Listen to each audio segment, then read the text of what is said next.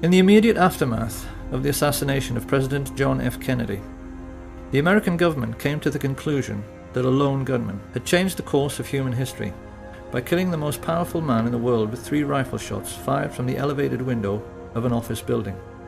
And for half a century, they have stuck rigidly to this fabrication, while critics, scientists, playwrights and poets have produced books and essays and films to prove beyond any shadow of a doubt that this version of our Western history is a physical impossibility. Over and over again, we have been told that this man did it, by himself. He didn't have any help, and he did it because he was a lonely madman and a communist to boot. We are also meant to believe that there is nothing remotely suspicious in his being shot on live television in a basement full of police officers before he had a chance to tell his side of the story. So there is quite clearly no need to investigate further. Of course, every thinking person knows this is absolute nonsense. And being nonsensical, it naturally leads thinking people to ask some very important questions, like, why did the American government come up with such a lame and improbable scenario to account for what had happened? And then why did they stick with it so dogmatically for so many years afterwards? Exactly what and who are they protecting? And how can it be that even such venerable institutions as the BBC have played along with this charade in the intervening decades? We now know that there were actually 8 riflemen firing at the president on that day. We know where they were located in Dealey Plaza, and we know their names. However, those with sharp eyes will already be asking themselves why we were only showing the location of 6 assassins in this schematic. We're doing this because any casual onlooker who happened to be in Dealey Plaza at 12:29 on November 22nd, 1963, might well have caught sight of these 6. Many people did.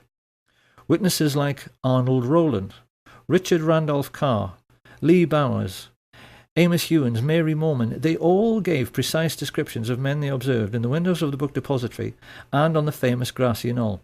But none of them observed 2 of the riflemen who shot at the president. No one did. And the reason why no one did is itself the key to the mystery. A mystery which begins with a very simple question. Supposing you wanted to shoot at a man on a barren, empty street without anybody seeing you, where could you possibly hide?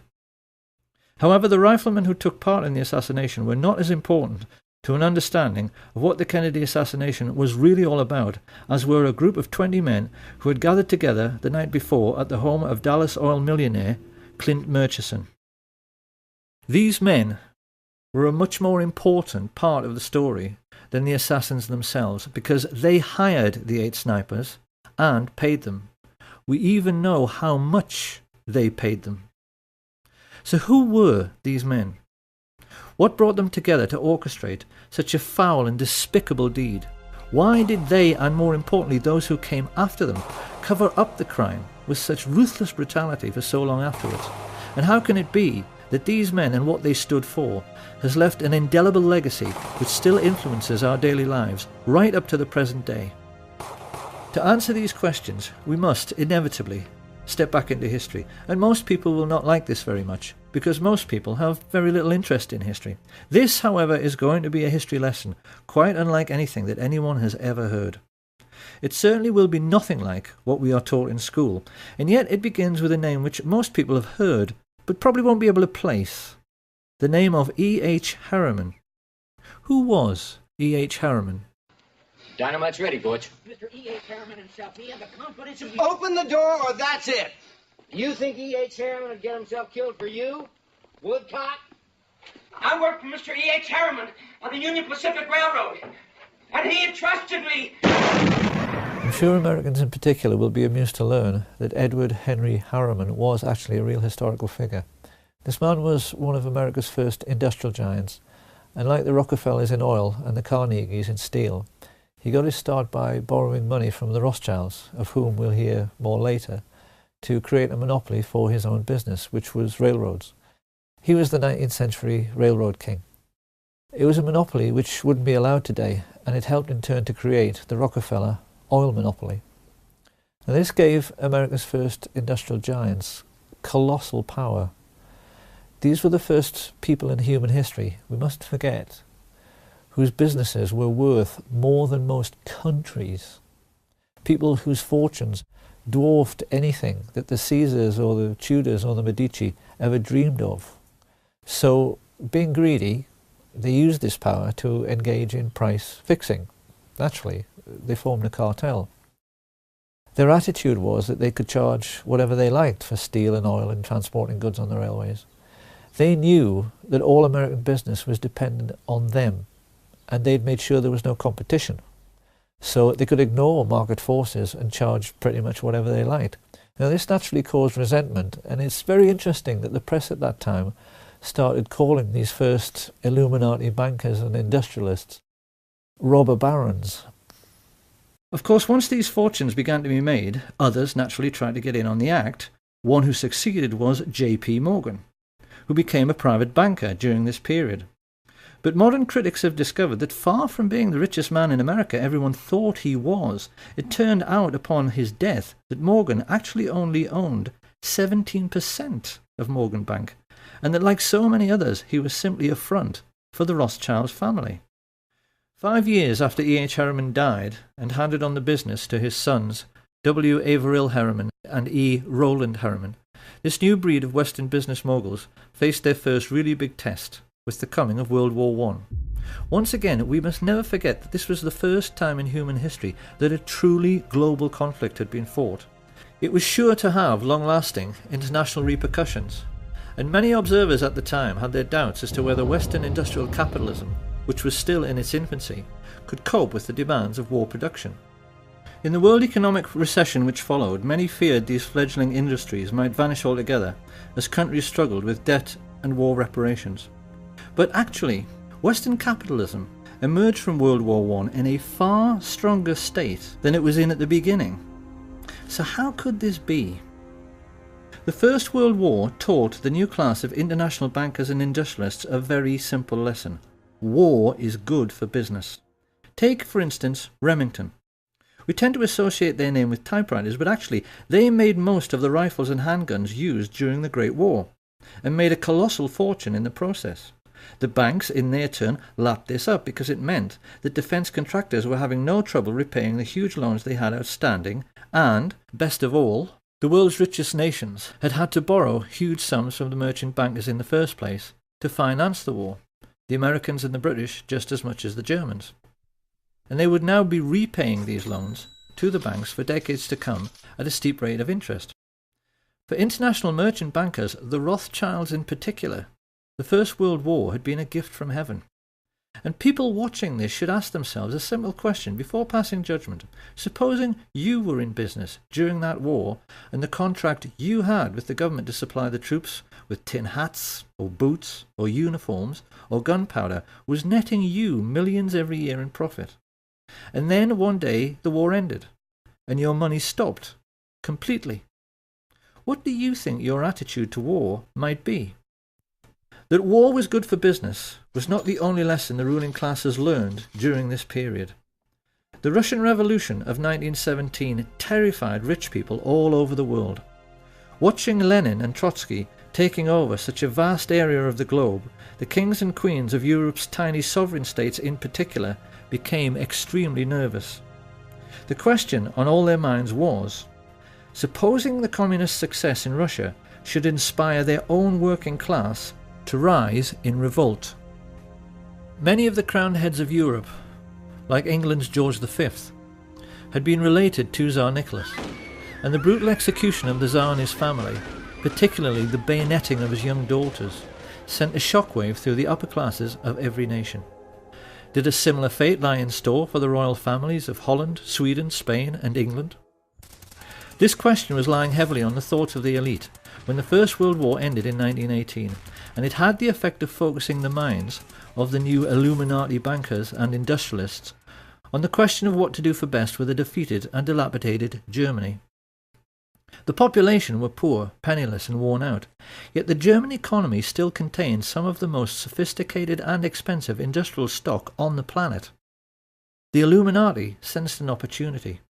Supposing, as the world's first international businessmen, They could get their hands on Germany's steel mills, her coal mines, her factories, ports, and her shipbuilding industry. Over the years, certain names have become very familiar to those who maintain an interest in the Kennedy assassination. None more so than Allen Dulles, whom Kennedy fired after the Bay of Pigs disaster, and yet later he somehow managed to chair the Warren Commission, which was supposed to be investigating Kennedy's death. Something few people know, however, is that Dulles and his older brother John Foster Dulles wrote the Treaty of Versailles. They were both lawyers of Sullivan and Cromwell, and it was largely they who decided that the German people must pay war reparations totaling 135 billion marks. A mind-boggling sum at that time, which today translates into 250 trillion. When this was announced, the legendary UK economist J. Maynard Keynes maintained it was a ludicrous sum, and he did a swift calculation from which he reasoned that it would take Germany until 1988, 60 years hard labour, to pay it off. But it didn't. So why? Maynard Keynes sensed that the Dulles brothers, backed as they were by the new Illuminati, were trying quite deliberately to sabotage the German economy, and they succeeded. As mass unemployment led to hyperinflation, the famous stories of people papering their walls with worthless Reichsmarks and handing over their life savings for a loaf of bread soon followed. With German investors on their knees, the new Illuminati moved in and began buying up shares of stock in German industry at a knockdown price. Now, why did they do this?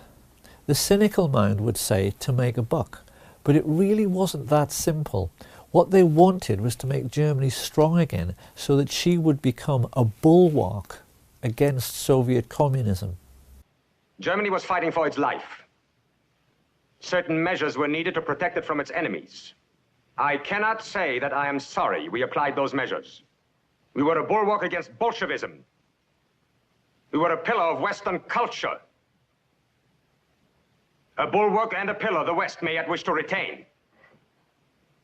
It was around this time that the newspapers, which these same rich people owned, made sure the word Bolshi, a truncation of Bolshevik, entered the English language, so that we would associate Bolshevism with aggression.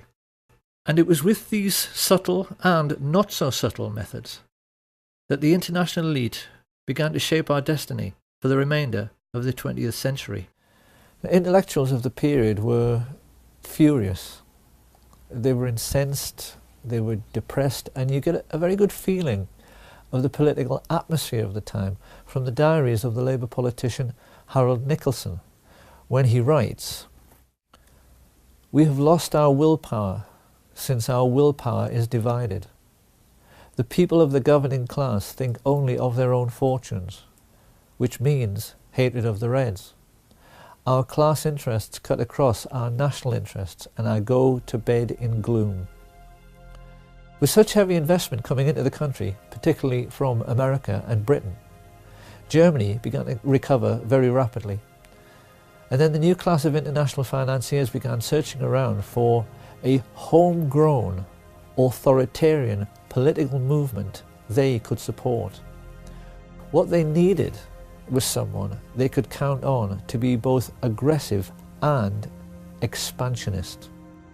Ultra-right-wing causes, which at normal times would have been ignored and marginalised, were suddenly given very careful consideration, until finally the rich elite found a man and an idea which they felt might deliver the political outcome they desired. Adolf Hitler and his fledgling National Socialist Party. At the same time that the world's rich elite began grooming Hitler for his starring role, they also became even more deeply involved in military intelligence. I say even more because the Dulles brothers, Averell Harriman, and the chief of Remington, Samuel Bush, a man referred to as the original Merchant of Death, had a relationship with American military intelligence stretching back into World War I. The lesson here being that the American variant of military intelligence started out with businessmen protecting their investments, just as if they were a mafia. Right from the very beginning, it had nothing to do with national security and everything to do with money. In Hitler, the Illuminati had found a ready-made stooge who could be the face of this autocratic new movement. And when the time came to put together a new secret intelligence service which was going to help protect all the money they had tied up in the German economy, these men also found one was readily available: the Order of the Skull and Bones at Yale University. Discussion of secret societies is something of a minefield because it so easily invites ridicule. It is very difficult for the general public to accept that the super-rich leaders of their Western world can possibly be as mad and deranged as they actually are. The public, generally speaking, are sensible and level-headed people who have to balance their checkbooks, so they inevitably tend to laugh at stories about Satanists and occult believers. But if you talk to any well-informed historians, they are all aware of the important role which various secret societies have played in human history. The Black Hand always played a pivotal role in the history of the Mafia. If you talk to anyone in the UK who is political and read books, they are always aware that the ruling class of Britain, including every member of the royal family, is a Freemason. And the emblem of the death's head was sported on the caps of the high-ranking Nazi officers from the very beginning. The symbols of these secret societies always seem to play around with some kind of skull and bones motif, so that it's abundantly clear what their mission statement is. These people are pirates, willing to commit any crime for big money. And they first became established in America at Yale University in 1833 with General William Huntington Russell and Alphonso Taft.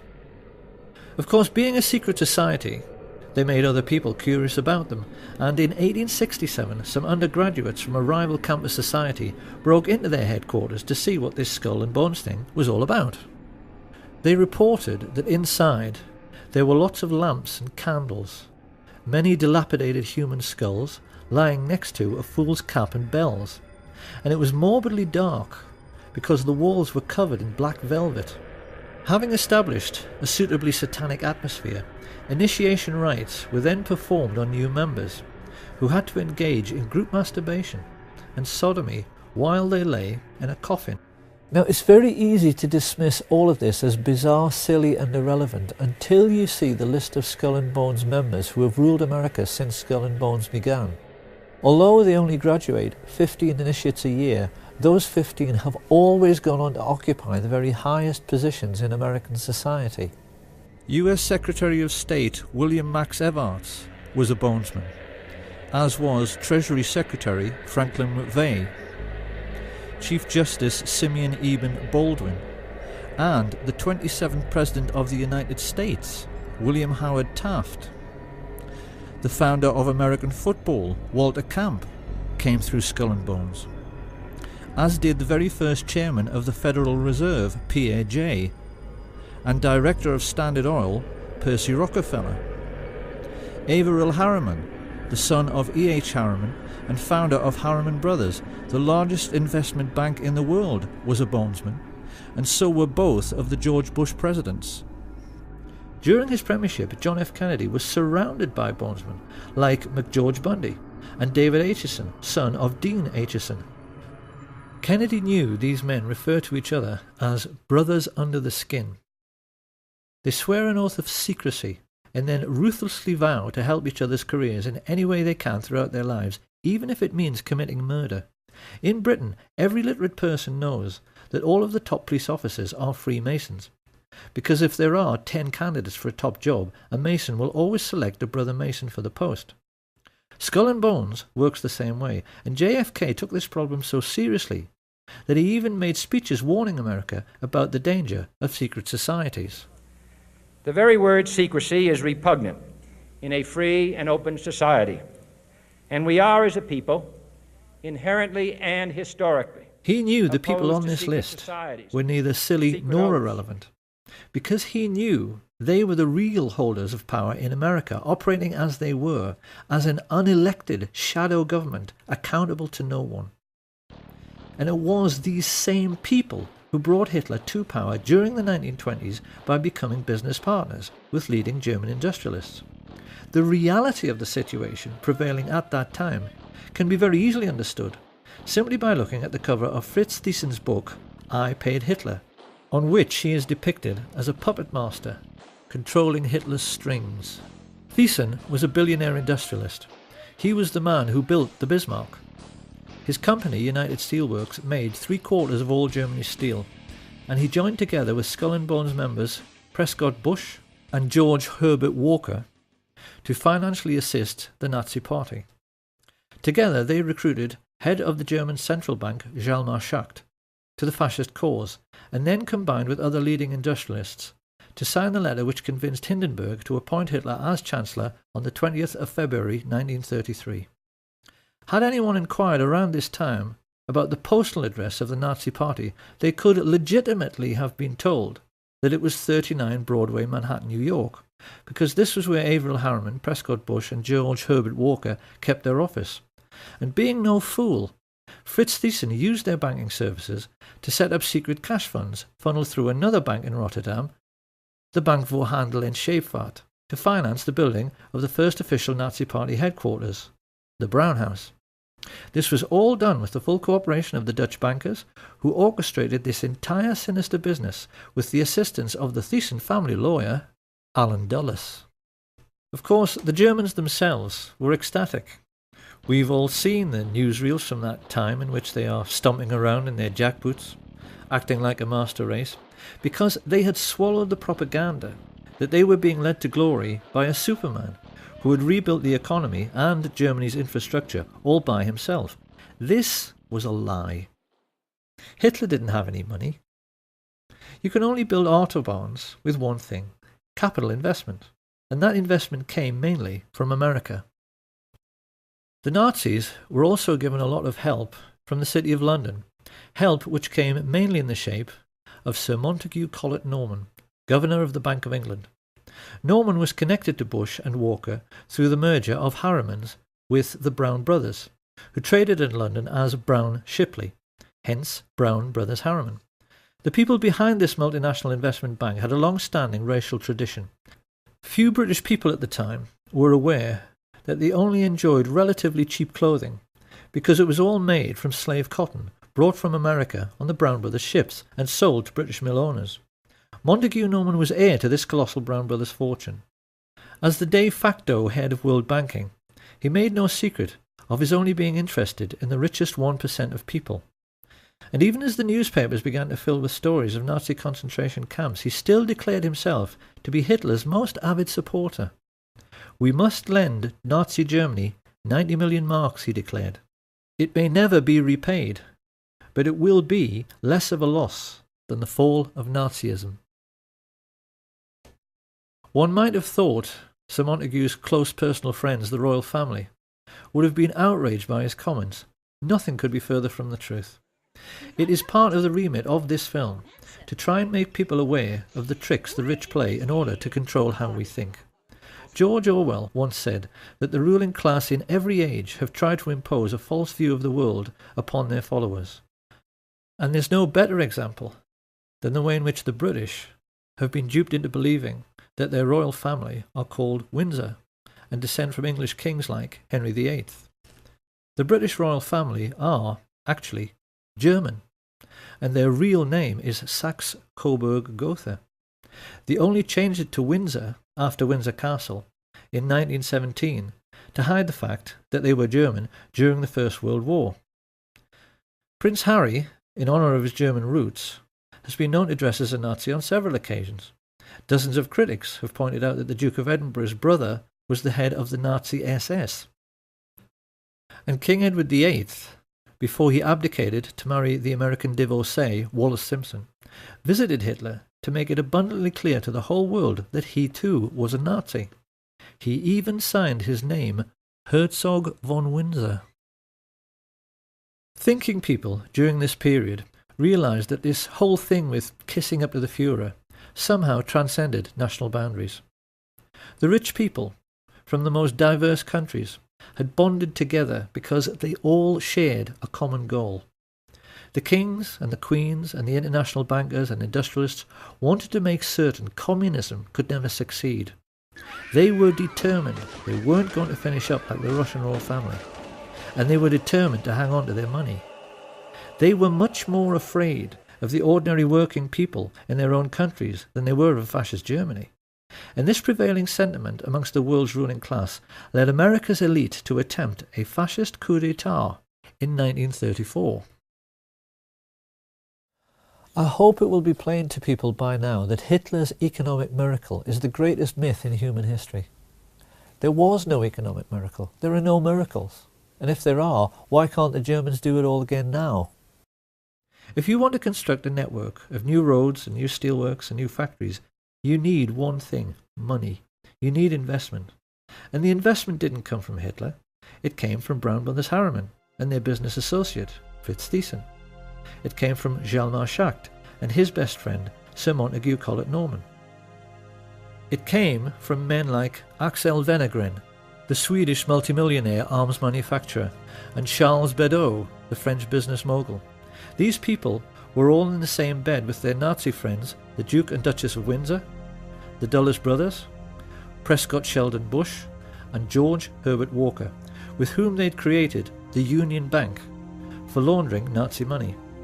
And with stage one of their plan for world domination complete, they now turned to the second phase, which was meant to be the overthrow of American democracy and the imposition of fascist government upon the United States. In order to pull this off, these Nazis raised money from America's richest families, many of whom, in this new consumerist society, had become household names.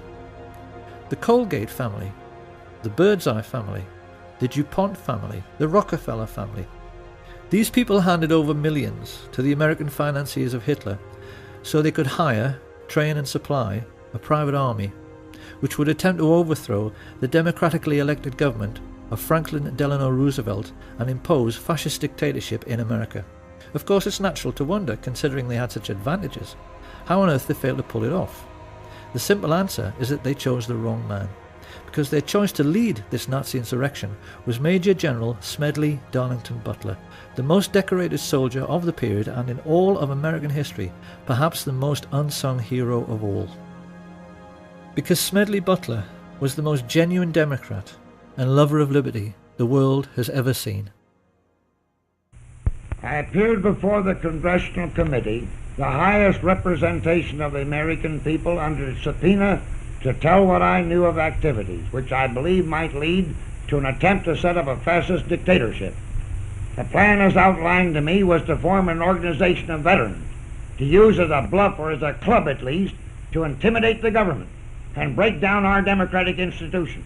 The upshot of the whole thing was that I was supposed to lead an organization of 500,000 men, which would be able to take over the functions of government. My main interest in all this is to preserve our democratic institutions. I want to retain the right to vote, the right to speak freely, and the right to write. If we maintain these basic principles, our democracy is safe. No dictatorship can exist with suffrage, freedom of speech and press. Smedley Butler tricked the plotters into thinking he was interested for just long enough until he was sure who all the major players were, and then he told the president. This put FDR in a quite impossible position. America at that time was just coming out of the Great Depression. The last thing he wanted was to cause another economic downturn, and he feared that if he scooped up all the leading bankers and captains of industry in the United States and threw them all in jail, the country just might fall apart. So what could he do? To Smedley Butler's utter incredulity, he chose, in the end, to do nothing. In spite of the fact that these men had committed treason and should have been hanged, their power was such that they were not even charged, let alone tried. And so great was their influence, they were able to keep America out of the war until December the 7th, 1941.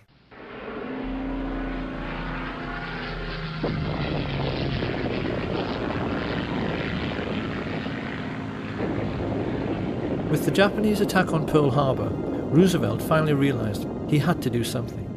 His response was the Trading with the Enemy Act, which allowed him to seize assets like the Union Bank, through which Bush, Walker and Harriman had been financing Thyssen.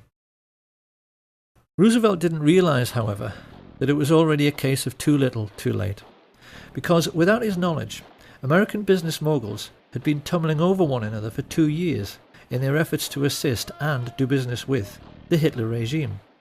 Typical of this American spirit of enterprise was Sosthenes Ben, the president of AT&T, who flew immediately to Berlin when war was declared to put in Hitler's phone lines. He gave the Nazis the most high-tech, state-of-the-art telecommunications system in the world at that time, so that Hitler could rule the European mainland with the maximum efficiency. Rich men have been hiring thugs to do their dirty work, especially to frighten people, since human civilization began. What people have to try to appreciate is that Nazism, in reality, was simply the first time in human history that the rich had enough wealth to hire an entire country of thugs to do their dirty work. Some of the most emotive images in world history are those of the Nazi war machine sweeping across the Low Countries to begin their occupation of France, and people have always assumed that the trucks used for the miles-long troop convoys must have been German trucks. But if anyone at that time had taken the trouble to lift up the cowling and look at the engine, they would have found these were actually Ford trucks, which had been built with personal permission from Henry Ford, who was sitting in his office 4,000 miles away in Dearborn, Michigan, a service for which he was given the Grand Cross of the Eagle, the highest honor the Nazis ever bestowed on a civilian. Ford sued the U.S. Army, the U.S. government in the 50s because during the war the U.S. Air Force bombed their tank-making facilities in Germany, and this is true. And what was it, like 52 or something? They sued the U.S. government for destroying their factories, and they won. They won the lawsuit. So I had to write a little song for Henry here.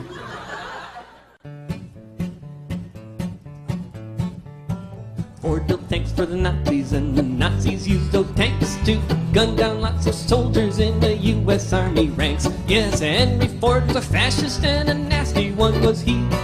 He built tanks for anyone for the proper fee.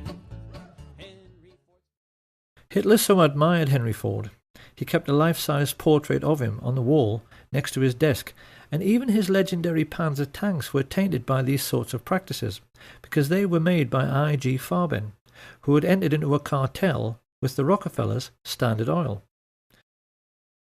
The government in Washington knew all about this, and largely did nothing.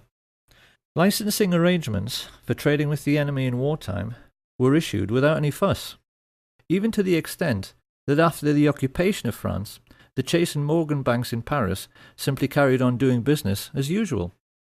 The incredible truth, which the rich elite have managed to hide from the world for 70 years through their control over school books and our education system, is that the Nazi war machine was actually an American business. And for the Rockefellers, DuPonts, Harrimans, Walkers and Bushes in particular, it was a highly lucrative business. For their part, Coca-Cola's contribution to the war effort was to sell billions of soft drinks to the thirsty Nazis, while they were strafing and bombing Allied soldiers, particularly in very hot regions. In the desert, where refrigerators tend to be scarce, there were even stories of Messerschmitt pilots wrapping wet towels around bottles of Coke, tying them to their aircraft, then flying up to altitude, where the cold and the wind chill turned the wet towel into a solid block of ice. They would then dive down, crack open the towel, and enjoy an ice-cold Coke in the desert. If they had wanted to, the Western multinationals could have grounded the Luftwaffe and stopped the war at any time, because the German aircraft were totally dependent on imported supplies of tetraethyl lead, an additive which prevents knocking in aero engines. But Standard Oil kept the supply of this vital resource going through neutral Switzerland for the entire war. And any Dutch people who might be wondering at this point what kind of percentage the Swiss took from this little arrangement, they need to be aware that thanks to Prince Bernhard von Lippe of the Netherlands, the father of the recently retired Queen Beatrix and prominent member of the Nazi Party, Royal Dutch Shell gave Hitler millions of tons of crude oil for nothing. The Dutch royal family actually fueled the invasion force which annexed Holland and were instrumental in helping the Nazis to rape their own country. But most shocking of all is the truth of what really happened in the little Polish town of Oświęcim. This sleepy little hamlet just happened to be in an extremely mineral-rich region, particularly for coal, which Western industrialists had wanted to get their hands on for years. With the coming of the Hitler regime and the invasion of Poland, the fascist financiers had the bright idea of turning this conquered region into an investor's paradise by building a Nazi concentration camp near the town and utilising the slave labour available to drastically reduce their own production costs. Few people are aware of the gigantic scale of the Nazi concentration camp network, and are blissfully unaware that the real purpose behind their construction was to make a profit for the rich, which is why they stole all the gold watches, gold wedding rings and gold teeth fillings and melted them down into gold ingots. To this day, there are bars of gold lying in the vaults of the Bank of England, which have the Nazi swastika stamped on them. Gold stolen from Jewish corpses. It shouldn't come as any great surprise that George Herbert Walker's family were slave owners on the cotton plantations of 1930s America. Walker was used to organising slave labour. So while his business associate, Averell Harriman, was paying for Hitler's 500,000 SS troops and supplying them all with brand new Thompson submachine guns, because he did, Walker took over the management of this new Polish concentration camp. And when his Nazi friends started complaining that they couldn't pronounce the name Oświęcim any better than I can, they all got together and decided they had better Germanize the name into something which sat more comfortably on Nazi tongues. It was in this way that the world first heard of Auschwitz. Because the truth about Auschwitz and the entire Nazi war machine is that they were essentially no different to McDonald's. They were American business enterprises abroad, businesses which the richest European families invested in, and businesses which, because of slave labour, made obscene profits, which Prescott Sheldon Bush took and placed in a blind trust, which later financed a Bush political dynasty which produced two presidents of the United States, his son, George Herbert Walker Bush, and his grandson, George Walker Bush.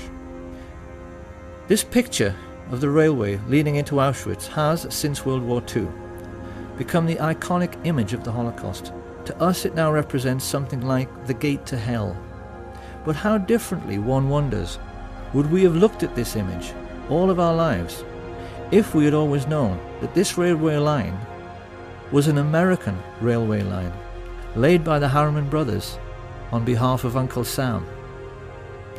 The Standard Oil IG Farben cartel even made the Zyklon B gas for the Jewish Holocaust. Now, anyone who at this point is thinking that all this simply cannot be true, because if it was, someone would have sued, well, someone did. This information came into the public domain because of a Dutch intelligence agent who was so disgusted when he found all of this out, he leaked it to the press, as a result of which two very senior Jewish gentlemen, Kurt Julius Goldstein and Peter Gingold, filed suit against the American government. Of course, the more discriminating among us will now be asking how it can be that this story went completely unreported in the mainstream media. One might just as well ask why the Times in London was writing favourable stories about the Nazi concentration camps throughout the 1930s, and why Lord Rothermere was still referring to Hitler as a great gentleman as late as 1940.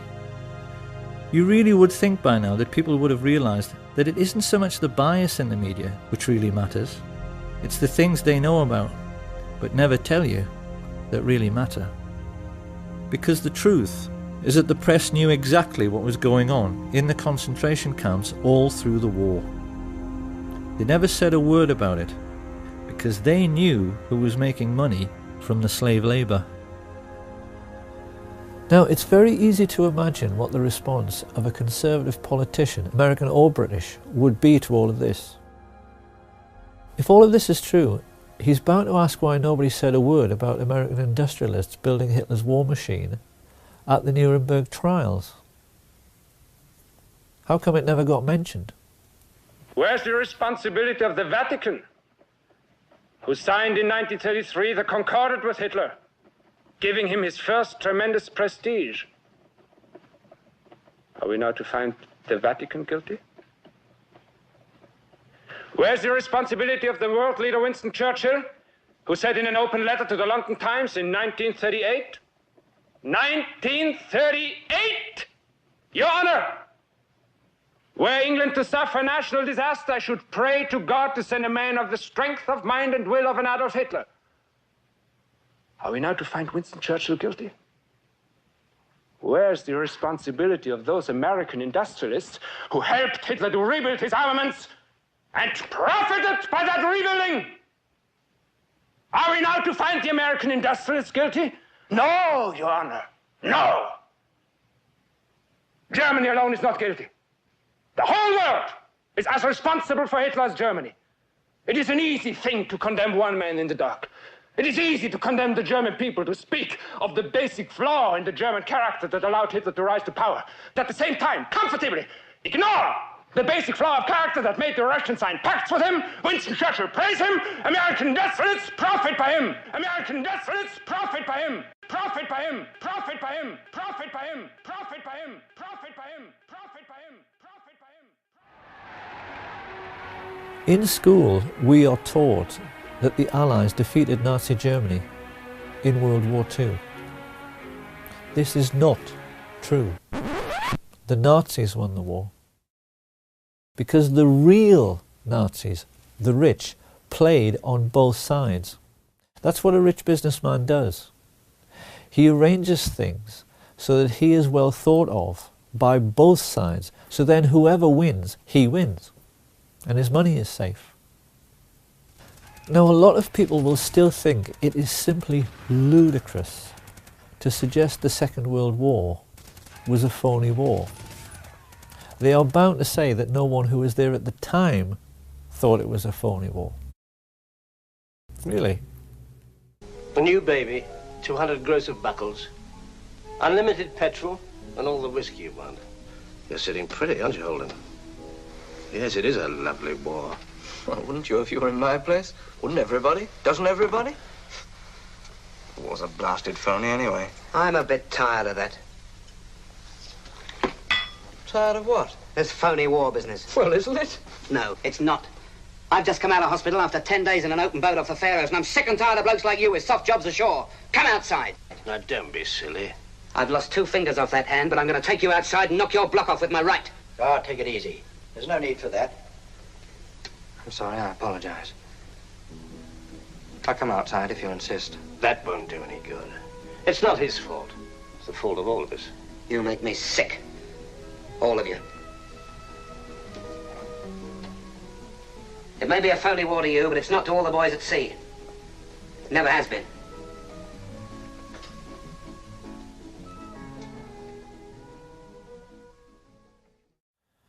Now, obviously, the British and the Dutch in particular will have a very hard time accepting that their royal family profited from Nazi concentration camp slave labour. But if you go online, there is so much about this on the internet now. It's become plain that historians are more and more proving that those days were really all about the Western world's rich coming together to fund a Nazi war machine which was meant to protect them from the Soviets. The Duke of Edinburgh practically admitted this when he said, "In those days we were anti-communist because the Russians killed half my bloody family." And when this cabal of secret Nazis got together to discuss how they were going to pay for this Nazi war machine, because rich people never accept a loss, they hired a psychopath, Hitler, who they knew would go along with their building concentration camps so that slave labour would pay for all the planes and the tanks and the guns.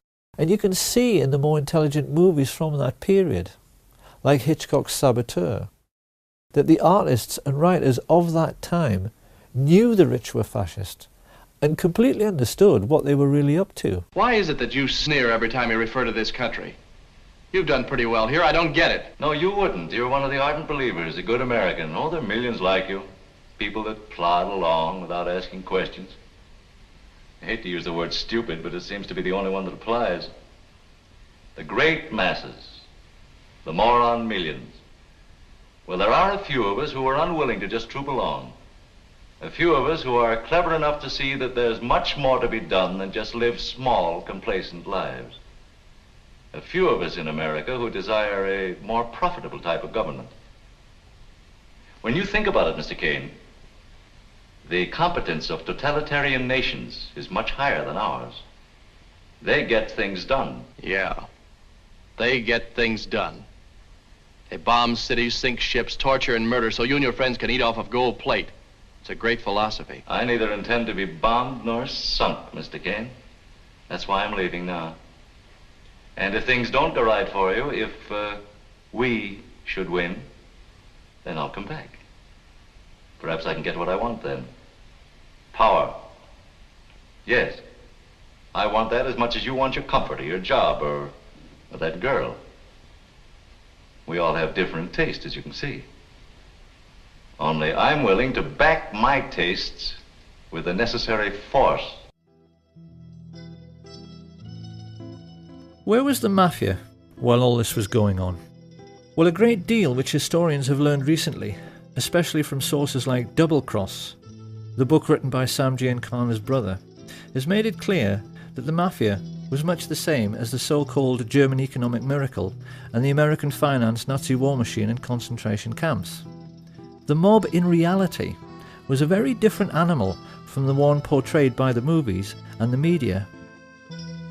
American feature films have tended to focus on the exploits of gangsters like Richard Kane, the famous crime-busting Chicago cop who was planted in the police force to be a spy for Giancana, and hoods like Charles Nicoletti and Milwaukee Phil Aldericio, two of his favourite hitmen, who built their own hitmobile so they could shoot people from the back of a moving car. Amongst many other atrocities this pair committed was one in which they forced the head of Billy McCarthy into a vice and squeezed until his eyeball popped out, an incident which a certain American film director felt was so entertaining he included it in one of his movies. What most people have failed to realise, however, is that in most cases the mafia chieftains who actually ran organised crime did not approve, generally speaking, of these acts of gross brutality.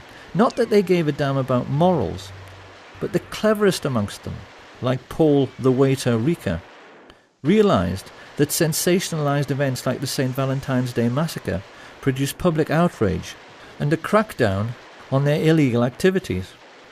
Rica realised that the effectiveness of mobsters like Diamond Joe Esposito came from keeping a low profile. And it was the mafia bosses who learned this lesson best, Santos Trafficante and Sam Giancana in particular, who in later years became the most successful. Even today, few Americans appreciate the extent to which their country was being controlled by organised crime in the 1930s. The mob were in total control of Hollywood, because all the union labour needed to make films, carpenters, set construction, catering, they were all under the control of the mob. In particular, the control of the Teamsters Union, the drivers and haulage people who made essential deliveries to absolutely everyone, meant that virtually all American business was caught in the web of mafia racketeering.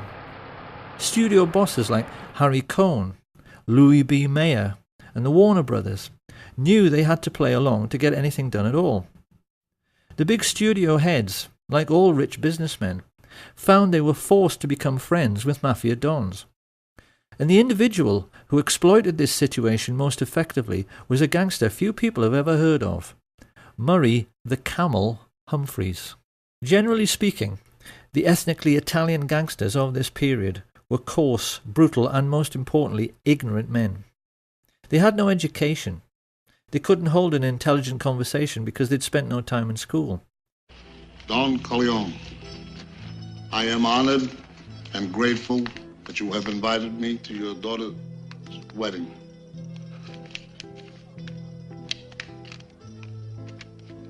On the day of your daughter's wedding. This made doing business with refined and sophisticated entrepreneurs difficult, not to say embarrassing. And Sam Giancana was quick to spot this. So whenever a business deal needed to be made by someone with style and sophistication, he would send along his silver-tongued Welshman, Murray the Camel, so called because he was known for being sartorial and for cutting a dash in expensive camel hair coats. Humphreys became a crucial figure during the pre-war period because his contact with the luminaries of Hollywood meant he received invitations from senior politicians who wanted to rub shoulders with stars like Clark Gable, George Raft, Cary Grant, Gary Cooper, Marilyn Monroe and Frank Sinatra, all of whom were mafia-controlled and used by the mob as bagmen, moving colossal sums of money around the country, because Giancana cynically realized the authorities were too starstruck to ever check their luggage. He even used a priest for the same purpose, who he referred to as Father Cash.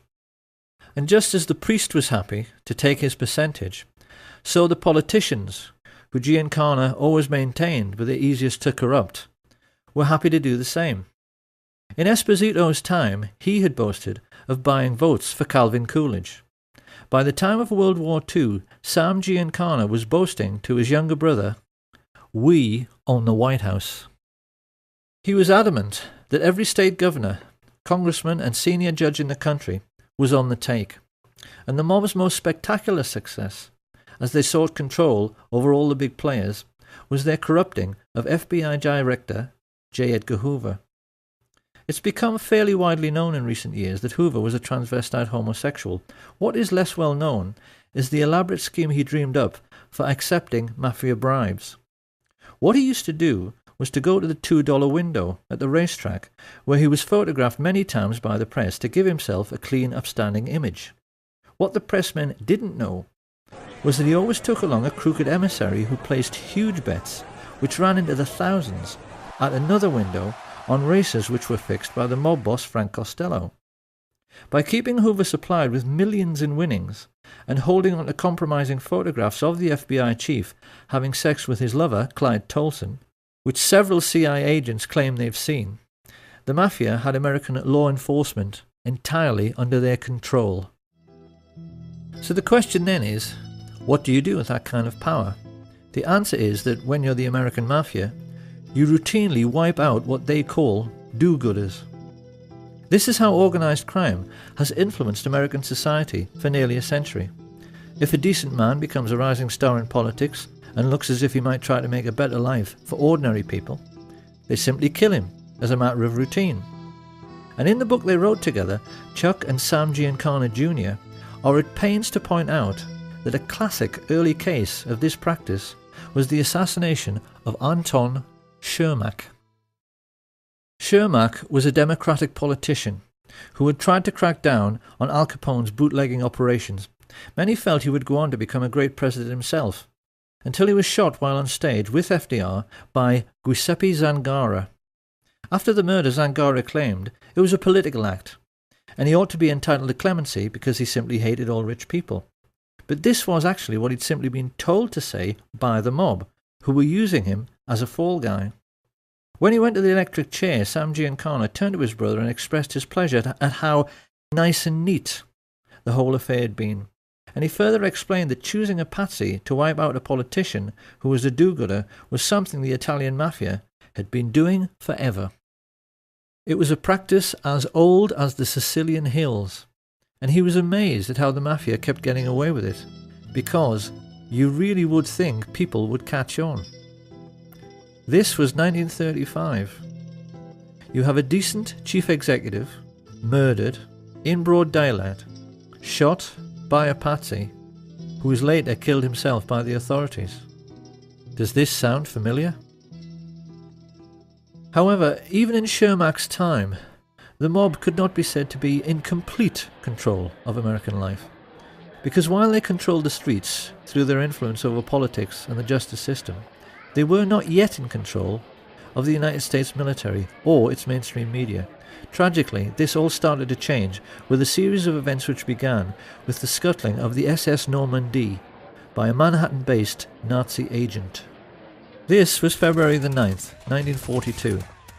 And having just joined the war, the United States was trying to keep its allies supplied with vital war material, using convoys which were loaded on the waterfront and sailed almost every day out of New York Harbor.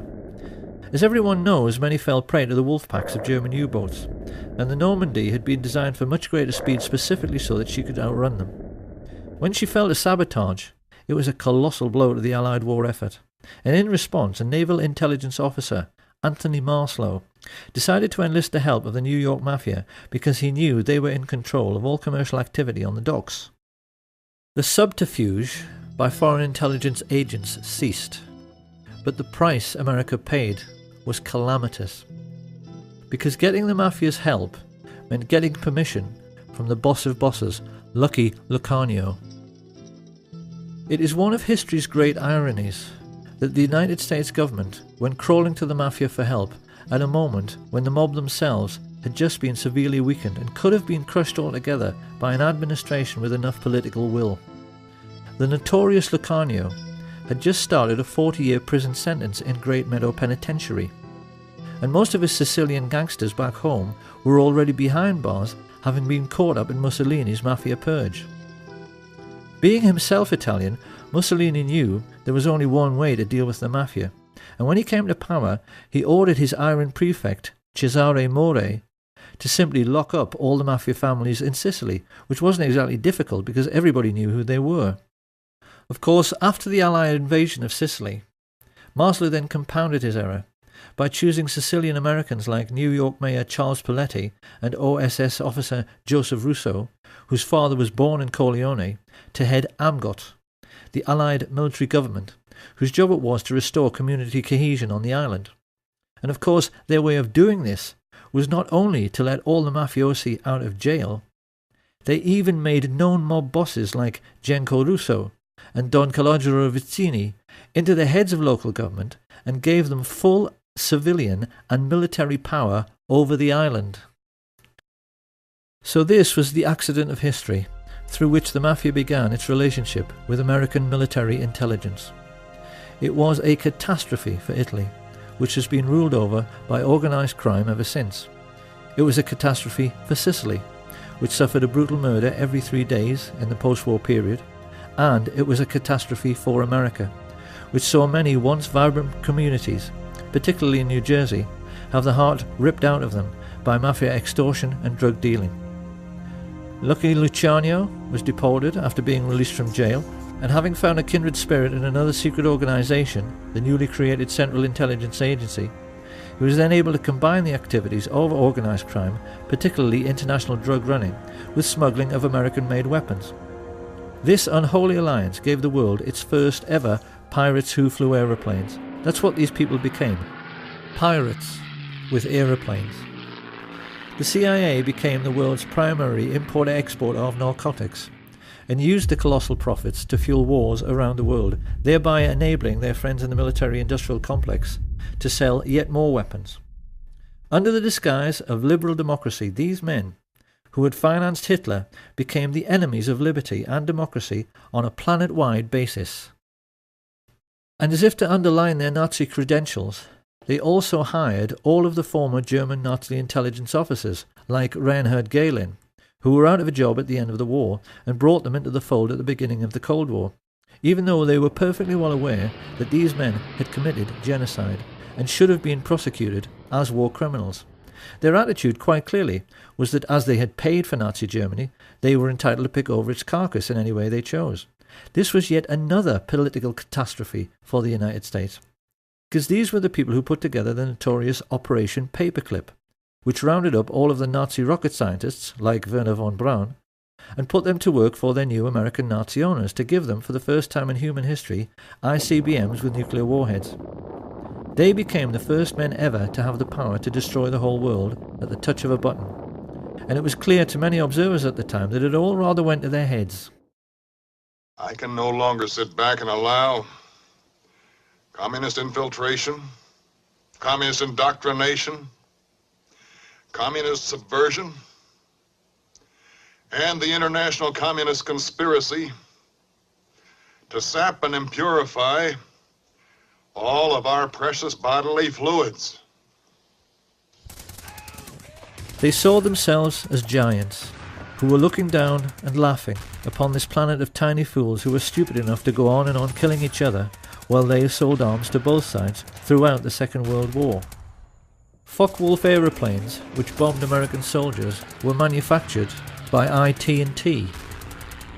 Allied sailors were drowning in a freezing North Atlantic because their convoys were sunk by guns of Nazi battleships, which swiveled on American-made ball bearings. American soldiers were crushed under the wheels of tanks and trucks made by Henry Ford and John Rockefeller, and gassed to death by the same people. Sam Giancana took the trouble to explain how this cynical process worked by composing just one terse, simple sentence, which his brother wrote down for posterity. "People give their lives," he said, "just so a few fat cats can make a killing." And this was precisely what Smedley Butler had tried to explain to the world with his book, War is Just a Racket. At the war's end, the rich elite found fortune continuing to smile on them.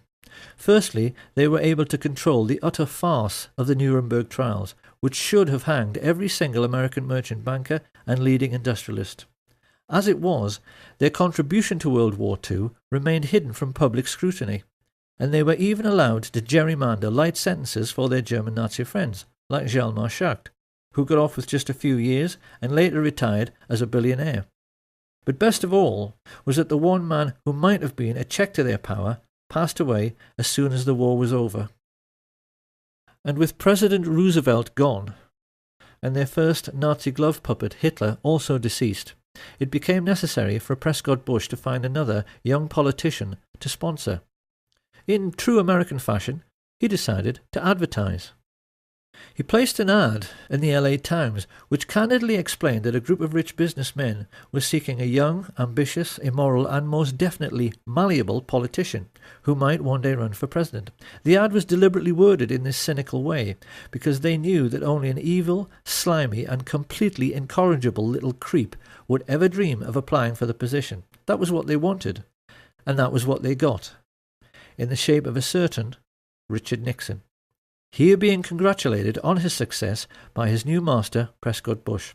And not long after this picture was taken in 1947, Nixon engaged the services of a Jewish gangster who was working for Sam Giancana called Jacob Rubenstein, a man whom the world would one day come to know as Jack Ruby.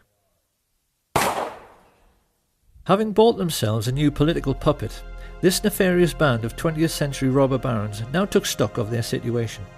The Hitler Project, as this rich elite called it, could hardly have turned out very much better. Their businesses had made colossal profits. Prescott had got his Union Bank back. The communist menace they so wanted to contain had almost sunk back in the Middle Ages with the ravages of war. And best of all was that they had now achieved the very world domination which Hitler had dreamed about. They knew that in this new age of modern telecommunications and high-speed jet travel, they had become the first group of robber barons in human history to dominate the entire globe, because they realized there was now absolutely no one left who could stop them from doing whatever they wanted to do next. However, they also realized that bombed out and dilapidated Europe would not be able to bear another war for many decades. This was why they now decided that their obscene business profits could only keep coming in if they moved their game of phony war into the Third World. And this was how the CIA came to instigate conflict throughout the Middle East, Southeast Asia and Central America.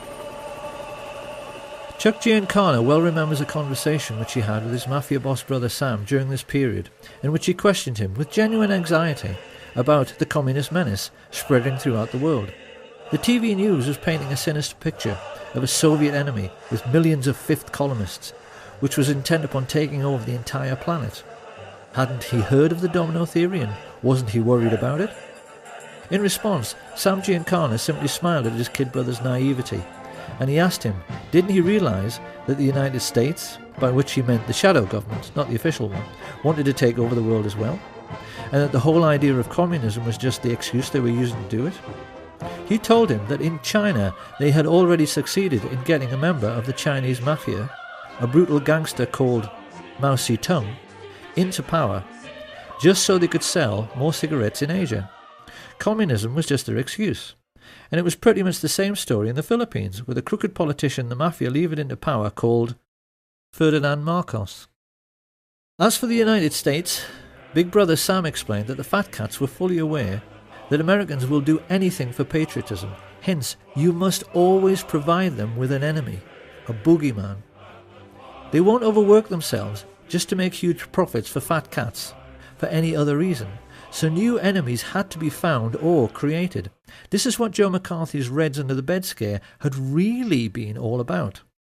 And they used the same excuse in Laos, Chile, Guatemala, El Salvador, Iran, Honduras, Vietnam and Cuba. If a small country refused to go along with American business interests, which basically meant with the rights of Western multinationals to pay slave wages to third world peasant farmers growing commodities like tobacco or sugar or fruit, they simply labelled them as communist, assassinated the democratically elected head of state with teams recruited from their secret societies, the Central Intelligence Agency and the Mafia, and put in a man favourable to their interests, as with the Shah in Iran. Simple. And even more to this, Giancana explained to his brother that the political game at home had to be played in the same way as the phony war game abroad. The lesson was that a businessman always protects his interests by playing both sides. Sam Giancana knew that the Second World War had been exactly the same as all the CIA's covert wars during the 1950s. They were conducted in order to make more money for the super-rich, because in every case they were selling weapons and fuel to both sides just as they had the Germans. On the American mainland, this cynical attitude manifested itself in the way the gangsters supported the campaigns of both leading candidates in every political head-to-head, in order to make sure that whoever got elected, he was always their man and on their side. So this was the real political world which the young Senator John F. Kennedy became a part of in 1950s America. It was a world ruled by a super-rich cabal of secret Nazis who had built the fascist war machine and concentration camps purely to protect themselves and their money from socialist Russia. Having avoided prosecution for the greatest crime in human history, they were confident that they could kill anyone and get away with it, particularly if it was someone who might interfere with their power to instigate phony wars in order to make huge fortunes by lending money and selling weapons to both sides. The war in which he himself had bravely fought was a sham, and even John F. Kennedy did not understand this. Or perhaps we should say that he didn't fully understand what was going on. He and his younger brother Bobby were certainly all too keenly aware of the extent to which their country was in the grip of organised crime, because their own father, the patriarch Joseph P. Kennedy, had made his personal fortune from running illegal liquor during the days of Prohibition, activities which earned him the nickname Bootlegger Joe. Experienced people are aware that the tendency of each new generation to reject the ideas of the previous generation is an abiding characteristic in human affairs, and it is perfectly plain that with Jack and Bobby it had the effect of making both men highly principled. Their own father had associated with crooks and gangsters, and it was quite clear from their style and their outlook that they had made a commitment to make up for the sins of their father by rejecting this sinister world of hoods and crooks and corrupt politicians, by being honest and decent. If you take a look at any group photo from the early days, it's clear these men are being determinedly clean-cut, with the accent heavily on the clean part. They knew their father's generation were dirty. It couldn't be more obvious that they were determined to be the opposite.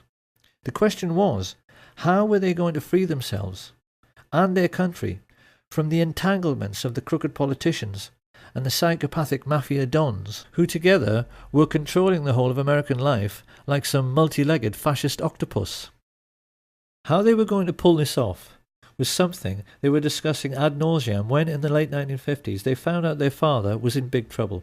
A contract had been taken out on Joe Kennedy's life by the Purple Gang, the Jewish mafia of New York, who had accused him of swindling them out of a fortune. Joe Kennedy was really scared, and he turned for help toward the one man in North America who he knew had the power to get the contract called off, Sam Giancana. Giancana had done business with Kennedy for years, so he agreed to help, but he wanted something for it.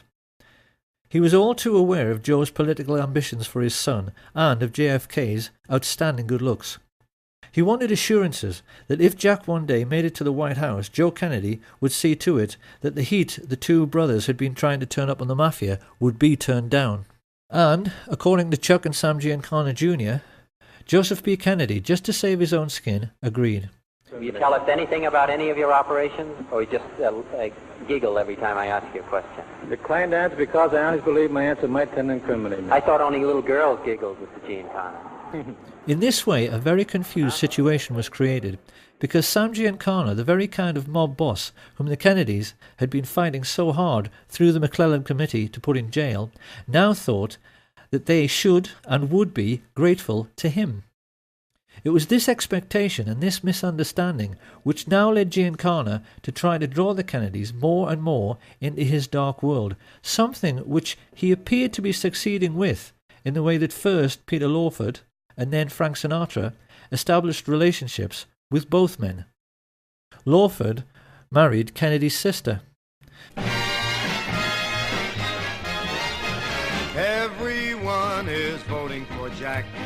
Sinatra was putting together campaigning jingles, and it must have seemed to many insiders at the time that when Sam Giancana went around boasting that, as usual, he had everything under control, and that when Jack got to the White House it was going to be a dream ticket for the Mafia, that it must all be true. His boys appeared to be partying together. And those who were in the know were aware that JFK had at least some sort of relationship with Judith Campbell Exner, Sam Giancana's girlfriend. What we haven't known until now is that JFK was hoodwinking Giancana all along. The role that Judy Campbell played was mostly that of a go-between. What Kennedy was doing through her was giving Giancana FBI reports on mob bosses to make him think that law enforcement were not all that well informed about the Mafia scams and their movements, nor even terribly interested. What Giancana did not know was that the FBI reports he was receiving were carefully selected and most definitely incomplete. Kennedy was not helping Giancana. He was not keeping him in the picture. What he was doing was pulling the wool over his eyes. For the first time in his life, Sam Giancana was perplexed, and he became more confused when there was a sudden freezing over of relations. JFK abruptly ended his relationship with Sinatra, and Judy Campbell suddenly found the White House were refusing her calls. Even more to this, Giancana's limitations were shown up in the way he completely failed to comprehend that Kennedy truly was decent and honest. He apparently had many conversations with Murray the Camel Humphreys around this time, in which both were reassuring each other that Kennedy's white knight lifestyle was just a political game to make him look good. Quite clearly, this cynical outlook was the product of living in their dark and corrupt world. They had never known an honest and decent man, because in the Mafia there's no such thing. There is no record of what was said during the 3 meetings which JFK had with Giancana and his father at the Fontainebleau Hotel just prior to the 1960 general election. But it does now seem that in this most titanic battle of wits between the craftiest criminal in America and the most brilliant politician the world had ever seen, Kennedy had won. He had played the Mafia at their own game, and played it better. Why did John F. Kennedy do this? Because he must have known just what a dangerous game he was playing. There certainly appears to be no doubt, now that we ourselves are aware of the all-pervading influence of organised crime in America at that time, that this brave and decent and honest man had realised that he could never get rid of the Mafia and their dirty fascist friends in politics, industry and banking without first enlisting their help. He had to trick them. And with this new understanding, we can now see for the first time, with the correct perspective, the motives, characters, intrigues and diverse political interests which were gathering against President Kennedy when he took the oath of office. Organised crime were fearful of JFK before he ascended to power, because the shrewdest amongst them were getting a sense that he had outfoxed and outmanoeuvred the all-powerful Mafia bosses. But the big mistake researchers have made in the past has been to not understand that every American oligarch, the big oil men, the captains of industry, the merchant bankers, the intelligence chiefs, were all crooks and gangsters as well. The biggest crook in the land was the head of law enforcement, J. Edgar Hoover. This is what historians have failed to understand until now. When JFK appointed his 32-year-old kid brother to the post of Attorney General, these people collectively froze. It now fully hit home that JFK really was honest and decent. It hit home that he wanted to make his country as honest and decent as he was, and that he actually believed that with the help of his energetic and determined crime-busting brother that he could do it.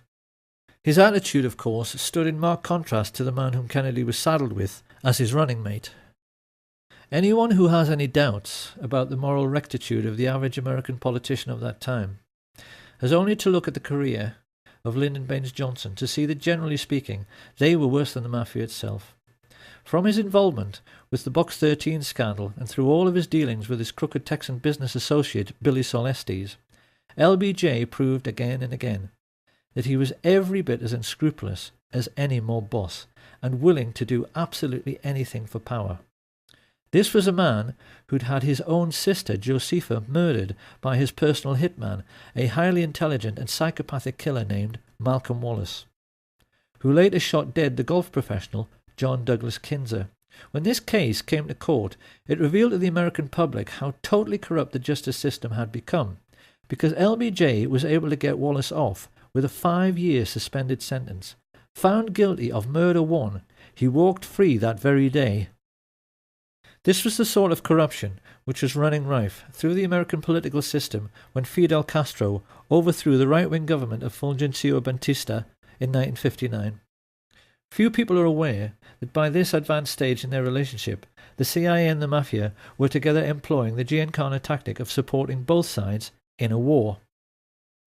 For many years beforehand, they had been supporting Castro, and not just the Batista regime, as many think, by smuggling in both arms and mercenaries to aid the peasant farmers.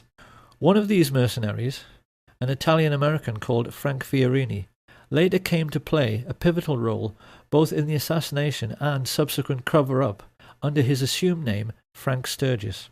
Sturgis and Castro were photographed together many times during the Cuban Revolution. But after Castro enlisted the help of the Russian Soviets, Sturgis turned against him.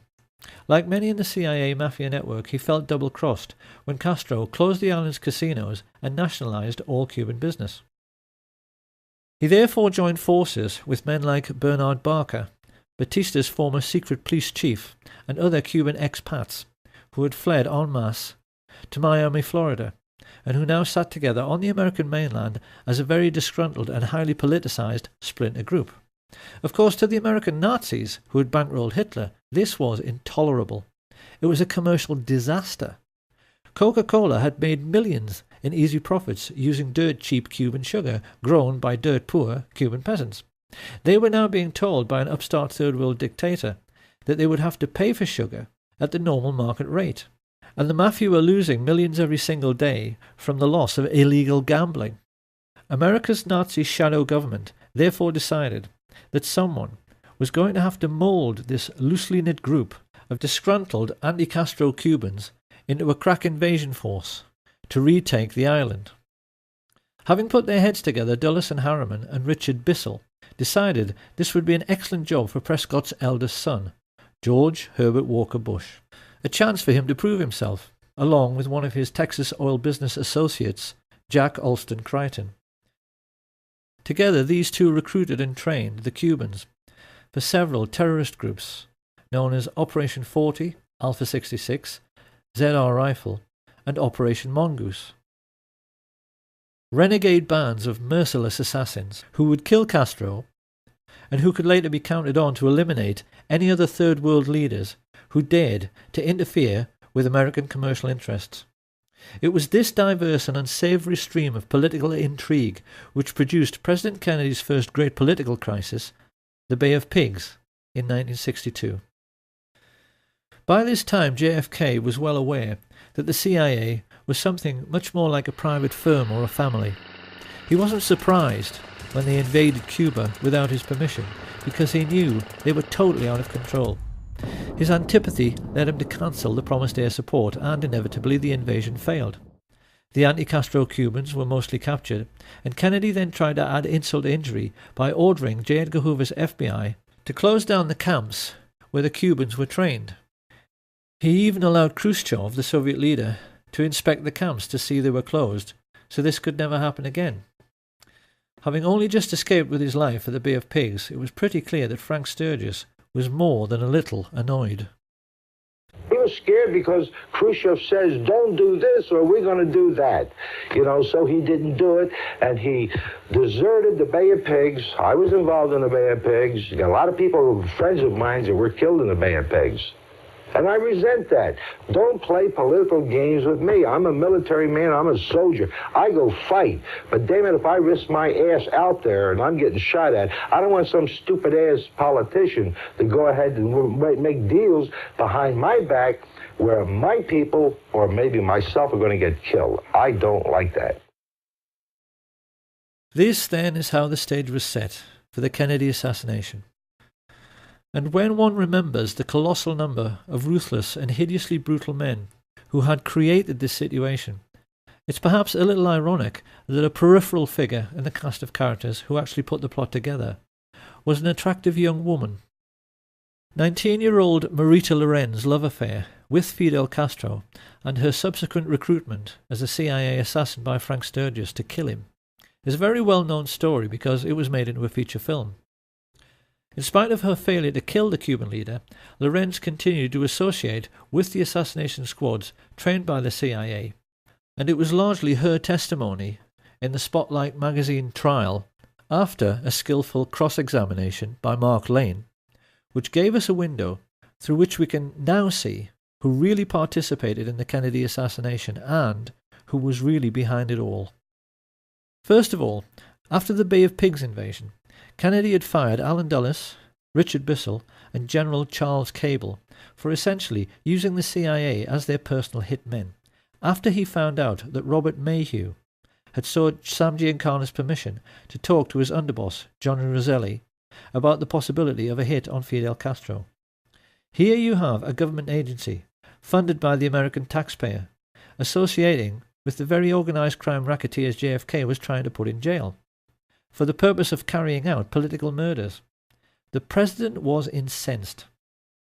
Historians have never been surprised that he vowed to smash the CIA into 1,000 pieces.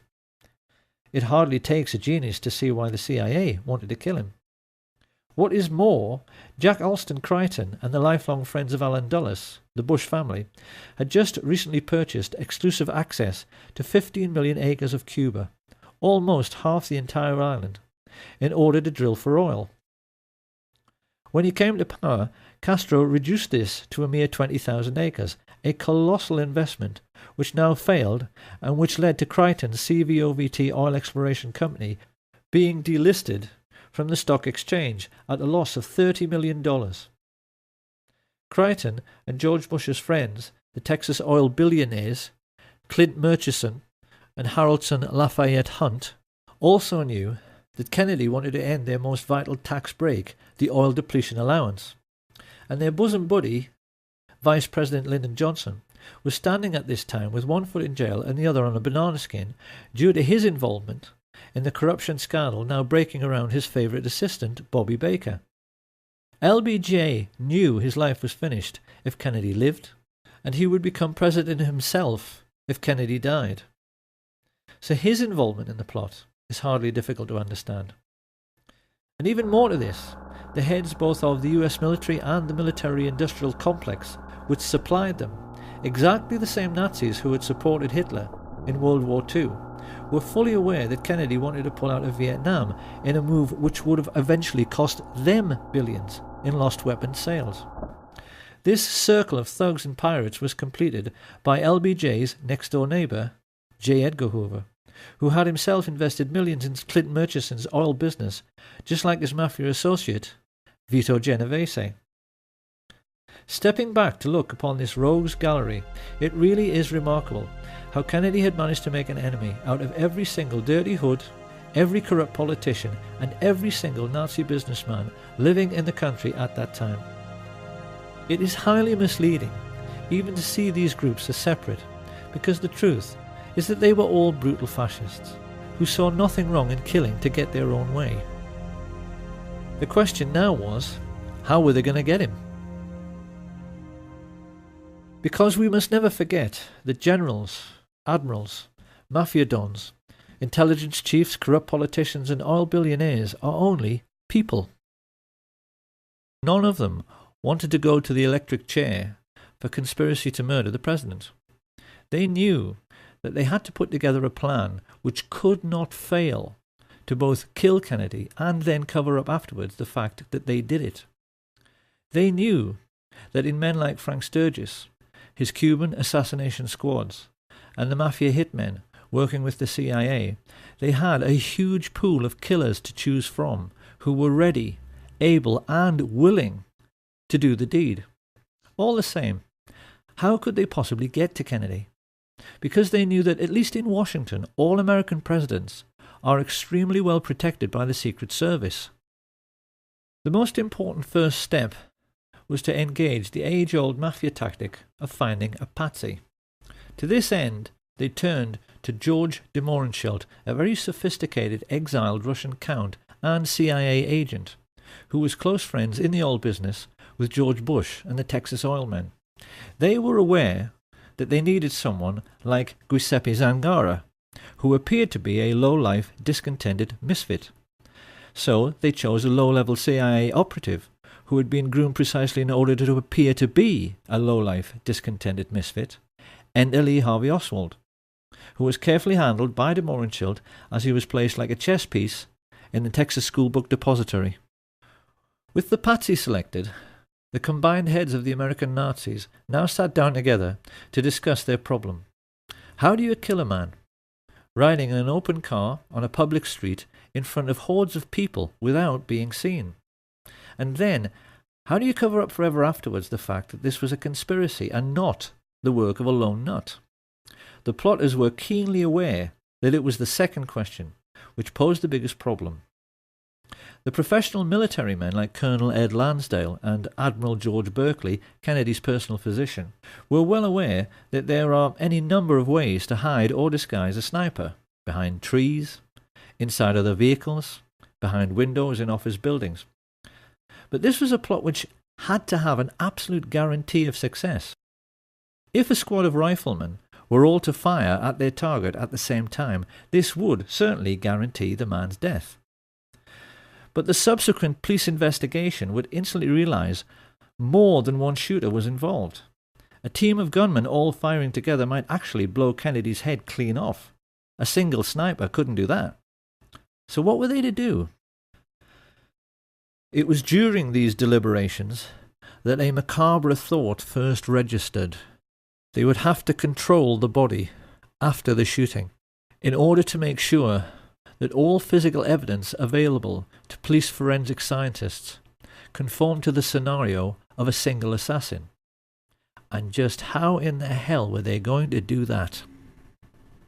By way of preparing the ground, Sam Giancana now ordered Richard Nixon's political associate Jack Ruby to keep Oswald snug under his wing, and then to set about hiring the best local riflemen, preferred candidates being men like his close friend Charles Boyd Harrelson, the father of Hollywood actor Woody Harrelson, who had proven his hitman credentials by shooting dead dozens of men for money.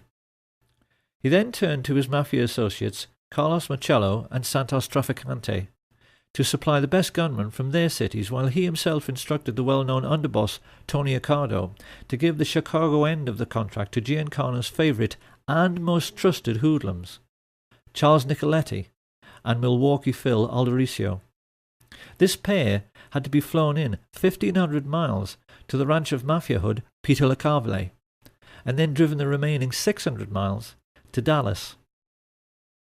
It had been agreed with Giancana's and Genovese's oil business partners H.L. Hunt and Clint Murchison that every gunman would be paid $50,000 for the hit, and that the oil men would stump up the cash, so there was no way of tracing it back to either the mob or the CIA. For their part, Jack Crichton and George Bush were trying to lay the groundwork at the street level with the mayor Earl Cable, the brother of CIA chief Charles Cable, whom Kennedy had fired. Both the Cable brothers were crucially important in the development of the fine details of the plot, because they agreed to allow Crichton and his associates, George Lumpkin, the Dallas police chief, Lieutenant Colonel George Whitmire and Harry Weatherford, to make use of their 488th Military Intelligence Detachment, a privately funded part-time intelligence force which had amongst its ranks many members of the John Birch Society, the Ku Klux Klan, and around half of all the serving police officers in Dallas. The plotters realized this was a masterstroke, because it meant they could control the streets and the crime scene, but they also realized that when the shooting occurred, the response of at least half the police on duty would appear to be completely genuine. And yet for all this intricate planning, involving, as Sam Giancana later admitted, dozens of men, the American Nazis were aware they still had a problem. Getting the snipers into position and coordinating their fire by radio was not too difficult. It's something the military do every day. But this problem of blowing the man's head clean off had another side to it. Supposing, as can happen, all the snipers missed. How could they possibly legislate for this contingency? You see, being a professional sniper is a lot like being a professional golfer. Everyone knows that, generally speaking, a golf pro on a par 3 will hit the green. But even the world's best occasionally miss by a wide margin, and the same can happen to any rifleman. We can be quite certain that the guiding brains of the American Nazis, Allen Dulles and David Atlee Phillips, in order to cover this eventuality, must have at least considered having one assassin run up to the limousine to attempt a point-blank range mafia-style shooting should the others miss. But then another problem appeared. Supposing their assassin couldn't run quick enough to jump on a speeding car. Little by little, the realization hit home. The plot could even wind up looking silly and themselves ridiculous. There was only one answer. They would have to control the president's protection, the Secret Service. Marita Lorenz testified under oath that in late November of 1963 she drove from Miami to Dallas, Texas with Frank Sturgis, followed by a backup car which contained a stash of weapons. Travelling along with them were Jerry Patrick Hemming, an American mercenary like Sturgis. Were you ever offered money to assassinate President Kennedy? Directly, on numerous occasions. Two Cuban brothers, Ignacio and Guillermo Novo Sampol, a Cuban pilot called Pedro Diaz-Lance, and his friend Orlando Bosch. At first Marita assumed this was to be just another arms smuggling engagement, just like many others she'd been on with Sturgis before.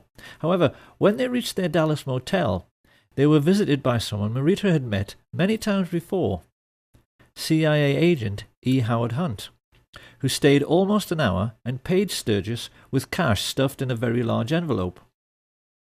This was the evening of November 21st, 1963, and Marita began to get worried. She knew that President Kennedy was visiting Dallas the next day. Becoming concerned, she pressed Sturgis as to the real purpose of the visit, and when he told her that for this one time it had to be confidential, she decided she wanted out. Marita had no way of knowing that a great number of other people had made similar journeys that day. CIA pilot Tosh Plumley flew several assassins into Dallas Love Field without even being told who they were. From all over the country, radio operators, riflemen, drivers, false ID suppliers like Chauncey Holt and Bernard Barker, and getaway pilots like David Ferry converged on the city. Whilst at the home of oilman Clint Murchison, a group of his Nazi friends were congregating to celebrate Kennedy's imminent demise. Due to the testimony of LBJ's mistress, Madeline Duncan Brown, the mother of his illegitimate son, we now know that amongst these guests were J. Edgar Hoover and his homosexual lover Clyde Tolson, who stood to lose the millions they'd invested in their host's oil business if Kennedy lived. Hoover also knew Kennedy wanted to replace him as head of the FBI. The two Brown brothers of Brown Brothers Harriman, who along with Cliff Carter, John Connolly, and Senator Joseph Yarborough stood to lose millions from lost defense contracts because they knew JFK wanted to end the Vietnam War. Also present were Joseph Sevilla, head of the Mafia in Dallas, and the mayor of Dallas, Earl Cable, the CIA men who knew the president was serious about smashing the Central Intelligence Agency because he'd already fired Cable's brother Charles. Having a drink with them was Chase Manhattan Bank chief John McCloy, a confirmed Nazi who had shared a box with Hitler at the 1936 Berlin Olympic Games, and Mafia chieftain Carlos Marcello, who felt nicely at home rubbing shoulders with Sam Giancana's representatives Jack Ruby, Richard Nixon, and Haraldson Lafayette Hunt. The media were represented by Eamon G. Carter, and the only one who might have felt a little out of place as he awaited his boss was the world-class marksman and serial killer Malcolm Wallace. Late in the evening, Lyndon Baines Johnson finally turned up and briefly went into the party. When he came out to greet Madeline Brown, she said he was euphoric. Let's go back to the night before. When Johnson came out of the meeting, what did he say to you? He was so angry. He had a violent temper when he was upset. Well, let's use the exact words that he said to you. What did he say to you? He grabbed me by the arm, and he had this deep voice, and he said, "After tomorrow, those SOBs will never embarrass me again. That's no threat. That's a promise." Johnson had clearly been told by the people in that room that everything was ready. The next morning, the president landed at Love Field and was led to his car by Governor John Connolly. As he is driven away, it is immediately apparent that something is wrong. A Secret Service agent, Henry J. Rickber, tries to take up his proper position on the president's limousine, holding on to these handles provided for the purpose, and is ordered to stand down by Emory Roberts. Let's just look at Rickber's reaction again. He is quite clearly disgusted. Why aren't they letting him do his job? And as the car glides into Dallas, we can now see how the removal of his Secret Service protection has opened the president up to a field of fire from almost any direction. It's plain from these pictures that as the motorcade moved on into Dallas, the Secret Service, meant to protect the president, remained crowded together on the vehicle behind. While travelling in the pilot car some 400 yards ahead, 3 men are smiling as they see everything is going to plan. Crichton, Lumpkin, and Whitmire have used their influence to remove the military protection which should have been amongst the crowd.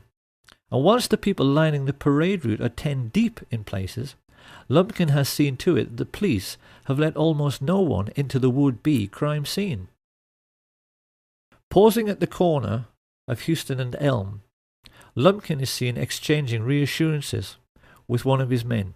Yes, he tells him, the hit is on. Glancing discreetly upwards, he sees Weatherford and the best Cuban sniper, Eladio del Valle, preparing to fire.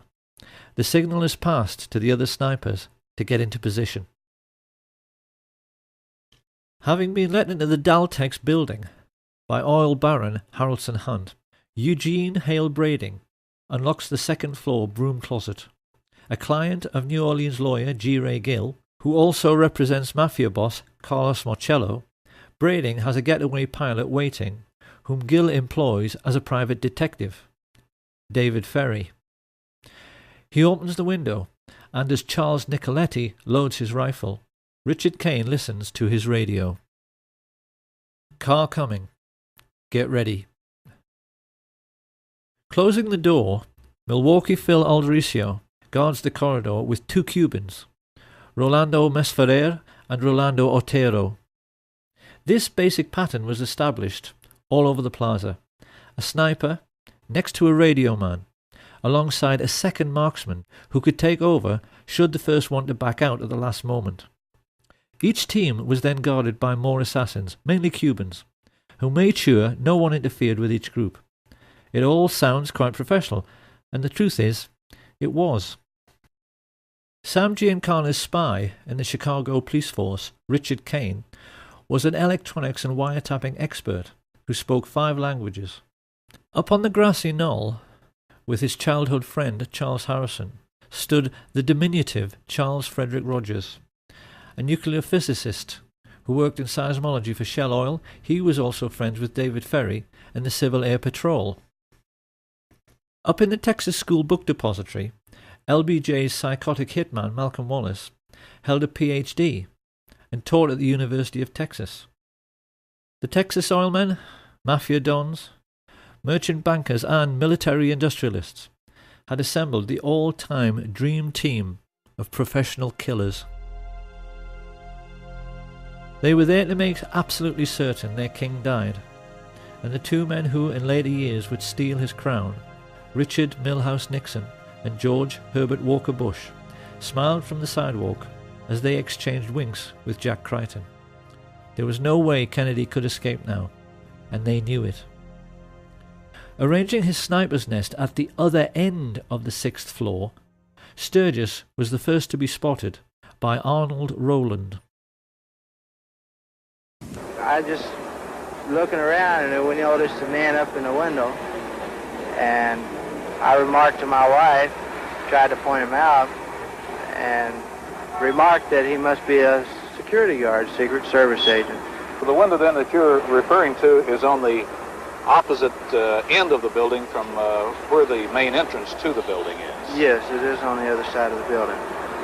And he had a rifle. It looked like a high-powered rifle because it had a scope which looked in relation to the size of the rifle to be a big scope. A moment later, 15-year-old Amos Ewins caught sight of one of the Sturgis-trained Cubans, Ignacio Novosampol. Even more significantly, Richard Randolph Carr, a steel construction worker who was looking for a job in the new Dallas courthouse, which was then under construction, stared out from his 7th floor vantage point and saw Malcolm Wallace taking position to fire. Testifying at the trial of Clay Shaw, he gave a minutely detailed description of a very heavy-set man in a sports jacket who wore large framed glasses. He could see the man so clearly, he even said his eyeglasses had large earpieces. America, the home of the brave and the land of the free, was about to discover that it wasn't what it thought it was. As the president's car made the turn onto Houston, government agents who had sworn an oath to uphold their country's democratic principles waited alongside mafia killers to murder their own commander-in-chief. One of the men they were working for, Sam Giancana, said this proved that in reality there was no such thing as white hats and black hats. That notion, he said, was just a sham for saps to cling to. The one thing I recognized was there are no black hats and there are no white hats.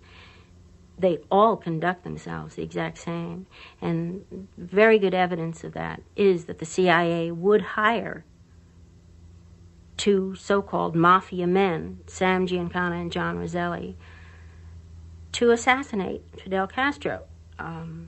If there's such a difference, you're not supposed to have anything to do with each other. But in essence, the remark is really they're all in bed together. They all do business together. It was now that Abraham Zapruder pressed the trigger on his 8mm cine camera. Ever since that moment, the world has accepted that what he recorded was the definitive account of what really happened. What people must appreciate is that what they have just seen is not at all what really happened. Had you actually been there on the day, this is what you would have seen.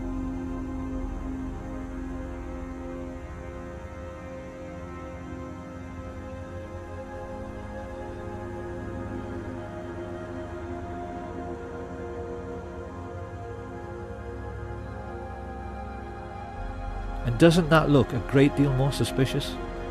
So just exactly what did happen during the 10 seconds Zapruder was filming.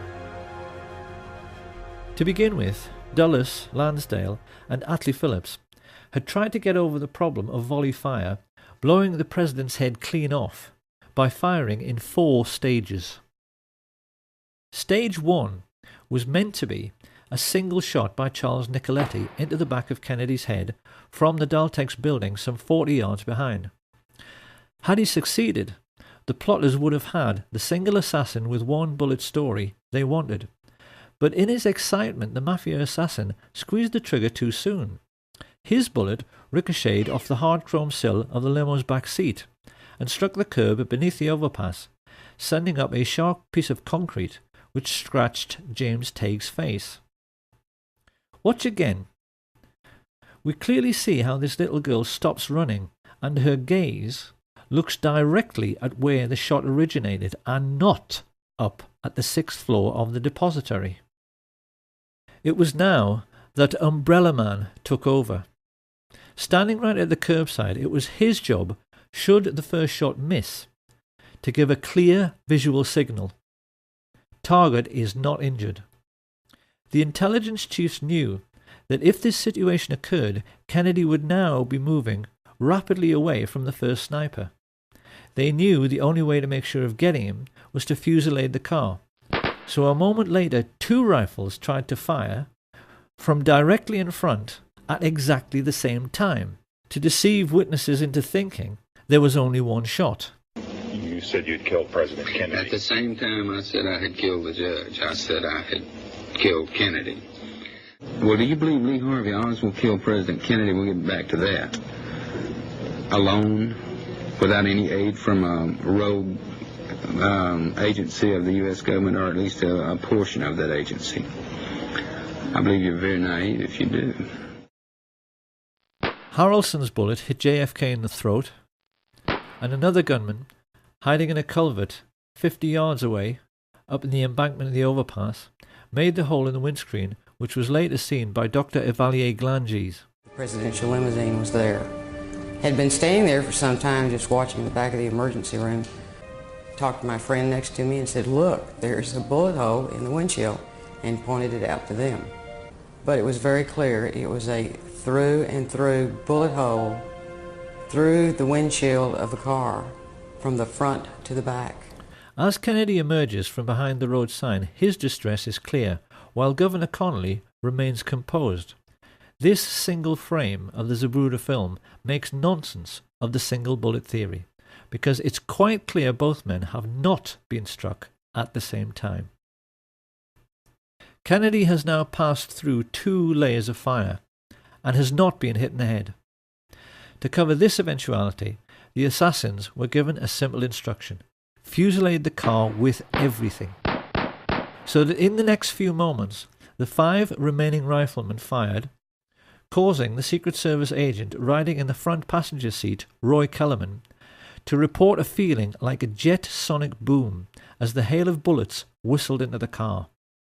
It is now more than 3 seconds after Kennedy is hit in the throat that Frank Sturgis misses his target altogether and blows out 5 inches of Governor Connolly's ribs, compressing his lungs and puffing his cheeks, with a bullet which quite clearly struck at far too steep an angle to come from the other end of the depository. In almost the same instant, Eladio Del Valle hit the governor in the wrist, Weatherford fired into his thigh, and Nicoletti's second shot hit the chrome frame of the window. A moment later, the best marksman, Malcolm Wallace, shot Kennedy in his upper back, the bullet strike witnessed and recorded by all the Secret Service men in the following car. Jackie Kennedy starts looking concerned, and yet even now there are no obvious signs that her husband, held upright by his back brace, has been shot twice. The assassins have so far failed to hit him in the head, and it is now that they play the ace up their sleeve. Here we can finally answer the riddle of where on an empty street you can hide a man with a rifle, and how he can manage to shoot a man speeding past him in a limousine. The answer is that he can't, and that is why the driver, William Greer, looked around twice to see whether Kennedy had been hit in the head, and when he saw he hadn't, as dozens of witnesses, including police officers, confirmed, he stopped the car completely. His orders was to slow down where the rest of the guys. This is Greer, the driver of the presidential limousine. Yeah, presidential limousine. Slow down almost to a stop. It is now that most people have been led to believe that Kennedy was shot in the head by Charles Boyd Harrelson, the sniper standing on the grassy knoll. This is not true. Because if we look at the angle of elevation of a shot from that area, it's obvious that a shot originating from above and right would have pushed Kennedy's head down and left, whereas it's quite clear that his head is knocked upwards and to the left by the impact. So where did that bullet come from? Incredibly, the answer has lain hidden in the most well-known and iconic image from the assassination of the motorcycle policeman heaving his bike onto its stand. Look now as we freeze frame him here. This is the moment when the whole world was looking up the hill toward the man who had fired from the grassy knoll, but that is not where the police officer is looking. He is looking down into the storm drain, because that is where that shot at a stationary car came from. The shot which all of the well-known assassination witnesses described as coming from behind the picket fence missed completely and ripped up the grass at Jean Hill's feet. She did not even notice, but we know this is true because the FBI told her so. So who were the men who fired unseen from the storm drains on Elm Street? One thing we know is that they were very young and had to be brought into the conspiracy because they had to crawl into a filthy, smelly sewer, something which the older, experienced mafia assassins would never have dreamed of doing. They were basically two kids, looking for excitement. The first was Curtis Laverne Crayford, also known as Larry Crayford. Formerly CIA, he had worked for Ruby at the Carousel Club, and Ruby had told everyone his name was Lee Harvey Oswald until Lee Harvey Oswald walked in. But while above ground, the world was taking pictures and running and screaming and trying to figure out what had happened, the other young man was stumbling along 400 yards of a reeking, fetid Dallas sewer pipe to emerge from this culvert. And he was not Lee Harvey Oswald, or Roscoe White, or J.D. Tippit, nor even a Cuban or Russian communist. His name was Jack Allen Lawrence. And we know that after stumbling up this bank, he turned up 15 minutes later at the Lincoln Mercury car showroom, where he'd obtained a job with false references, pale, sweating, and, on a hot sunny day in Dallas, covered in mud. Telling his co-workers Albert Bogard and Robert Tater he had been ill that morning, he stumbled into the men's room and threw up while they, feeling his behaviour was suspicious, called the police, who made a record of the entire incident. Back at the plaza, the guilt of the radio men coordinating the gunfire can be seen from their behaviour. These two, Orlando Bosch and the Umbrella Man, have a seat, while everyone else runs around them. Bosch makes a report that the hit was successful, then casually walks away, just like the chief radio coordinator, Jim Hicks, with the radios clearly visible in their back pockets. A few yards away, the CIA's clean-up squad have begun working to remove all evidence useful to a forensic team. Deputy Sheriff Buddy Walters is here seen finding the bullet which struck in the grass near the manhole cover. He hands it on to one of the fake FBI men, who pockets it. While this is going on, Rogers, Harrelson, and E. Howard Hunt are discovered hiding in the boxcars of the train which they hoped would be their getaway vehicle, until it's prevented from moving by railway dispatcher and key witness Lee Bowers. They are photographed repeatedly as they are marched to the Dallas courthouse, and we can clearly see in this picture the radio receiver Hunt is wearing in his right ear, which is identical to the receivers worn by those Dallas police officers who were part of the plot. As they walk, they are overseen by Colonel Ed Lansdale, who secures their release and begins to give the press the cover story that this man is the major suspect and that acting alone, he shot the president from behind. The truth, as we now know, is that 8 separate snipers, firing 16 shots in 4 separate stages, had tried to make certain of killing the president by hitting him in the head and had failed abysmally. The shooting on the day had been nothing to write home about. A third of all the shots had missed the car completely. Had it not been for the ruse of bribing the driver to brake at a point painted on the curbside, which is still visible, so that Jack Lawrence could shoot Kennedy in the head from just 15 feet away, the president might have survived. So now we must address the question, why does the Zapruder film not show this very obvious setup of the limousine stopping for the headshot?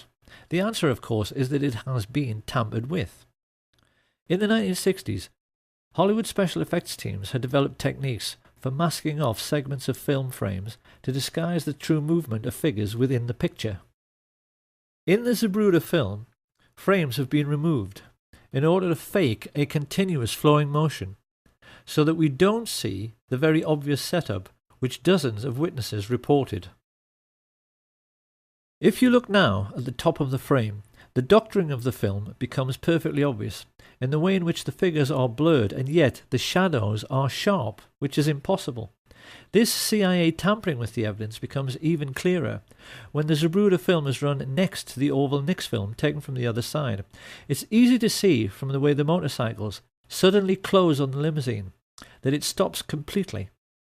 And we can see that frames have also been removed from the Nix film by the way in which Agent Clint Hill appears to move sideways while running forwards before leaping on the car.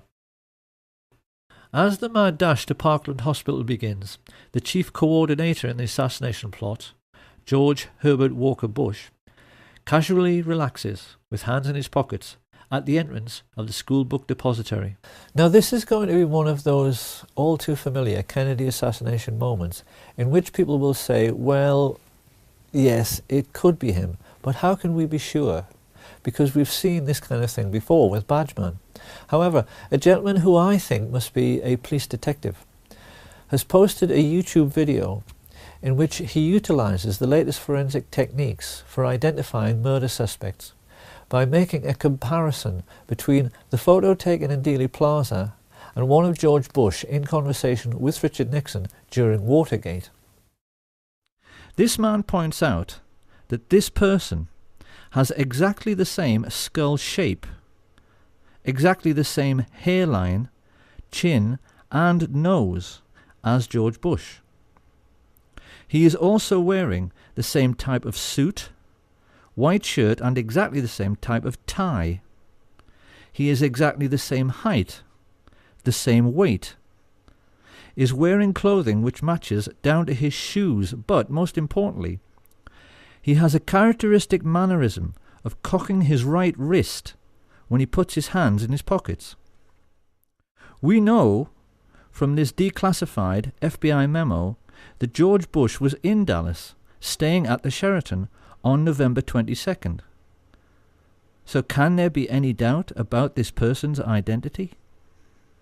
Surrounded by the corrupt policemen he was coordinating, Bush knew already that if an honest officer should happen to catch one of the assassins, it would, because of what Mark Lane rightly calls plausible deniability, make no difference. Because what would they find? Mafia hoods with prison records as long as their arms? Or contract killers like Charles Harrelson? They certainly wouldn't have found anyone who carried CIA credentials or anyone whose involvement with the government could be traced. But even while he smiled and chatted to his fellow killers, Bush was unaware that the plotters had just made their first big mistake. They knew that they had to forensically control the body from the moment the shots were fired, and the moment Kennedy entered Trauma Room 1, that control had to be relinquished. Although they had CIA agents placed in the emergency unit, these people were not aware of the throat wound, which could hardly be seen because it was so tiny. It was at this moment that all the Dallas doctors and nurses like Aubrey Bell made a mental note of this very obvious sign of a frontal entry shot. One of the Dallas medical team, Dr. Charles Crenshaw, a junior doctor at that time, vividly recalls what the first professionals in the Kennedy killing had to deal with. The second wound was here in the throat, right above the necktie. It was a small opening, very small, 3 to 5 millimeters, about the size of your little finger. I looked at the wound again. I wanted to know and remember this the rest of my life. And the rest of my life, I will always know he was shot from the front. And also described the portion missing from the rear of Kennedy's head after the impact of the frangible bullet, which hit him in the right temple. The bullet struck about where and passed about where? From here through. And taking out the back or the occipital part, the back of your head. This was gone. At approximately 1 o'clock Central Standard Time today here in Dallas. He died of a gunshot wound. This information soon made its way to the media. And this is why, at the very first press conference, Press Secretary Malcolm Kilduff correctly described the cause of death and direction of the shot. In order to find a means with which to contradict this evidence, the cover-up now began in earnest, with the summoning from the Restland Funeral Home of a CIA agent who was known for being the best in the business at reconstructive surgery on cadavers, John Melvin Liggett. This man was actually attending a funeral when he was told of the president's assassination and asked to go to Parkland by the coroner. What he didn't know as he drove away was that one of his clients in this macabre and gruesome story was at that moment still alive. When he was arrested years later by New York police detective Jim Rothstein, Frank Sturgis, on discovering that Rothstein was a Bay of Pigs veteran like himself, got into an old army buddy's conversation with him and said first of all that after the assassination he returned to the Miami safe house where he ridiculed Marita Lorenz for missing history. It was all perfectly safe, he told her. No cops, no newspaper investigation, everything was covered. I asked Sturgis, Jesus Christ, Frank, did you shoot the president? Did you have something to do with that? He said, who gives a shit? Yeah, who's going to prove it? He said, we kill a lot of people. What the hell's the difference? Sturgis then went on to say that Dallas police officer J.D. Tibbett was actually gunned down by the radio talk show host G. Gordon Liddy, who was at that time a CIA agent working with E. Howard Hunt. And here we must address a question which puzzled assassination researchers for years.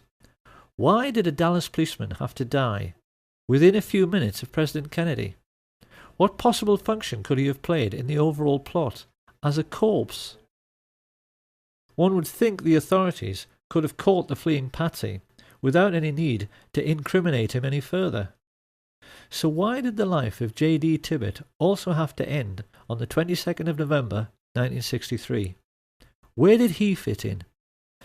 In only the last few years, a wonderful investigator called Robert D. Morningstar discovered one tiny little fact about Jefferson Davis Tibbett, which became the most important single piece in the completion of this puzzle. Because Officer Tibbett had a nickname. When he was at work, his fellow officers always used to call him JFK, because at 39 years of age he looked exactly like him.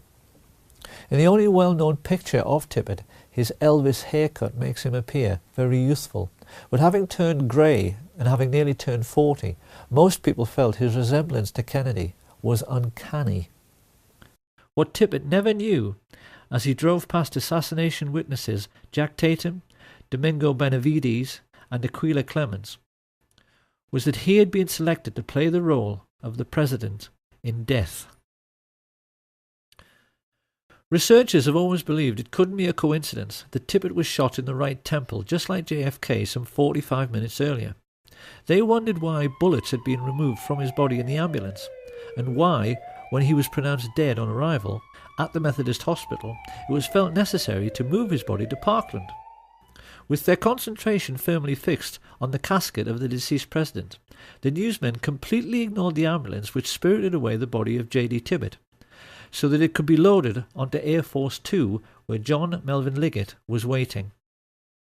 When Kennedy's casket arrived at Love Field a few minutes later, Clint Hill, the agent who jumped on the car, recalled that all the people aboard Air Force 1 were told they had to go forward to witness the swearing-in of Lyndon Baines Johnson.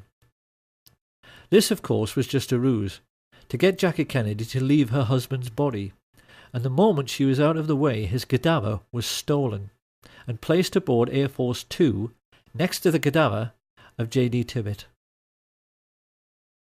Many people have seen this famous picture in which LBJ is smiling at Congressman Albert Thomas a moment after becoming president, and he is winking back.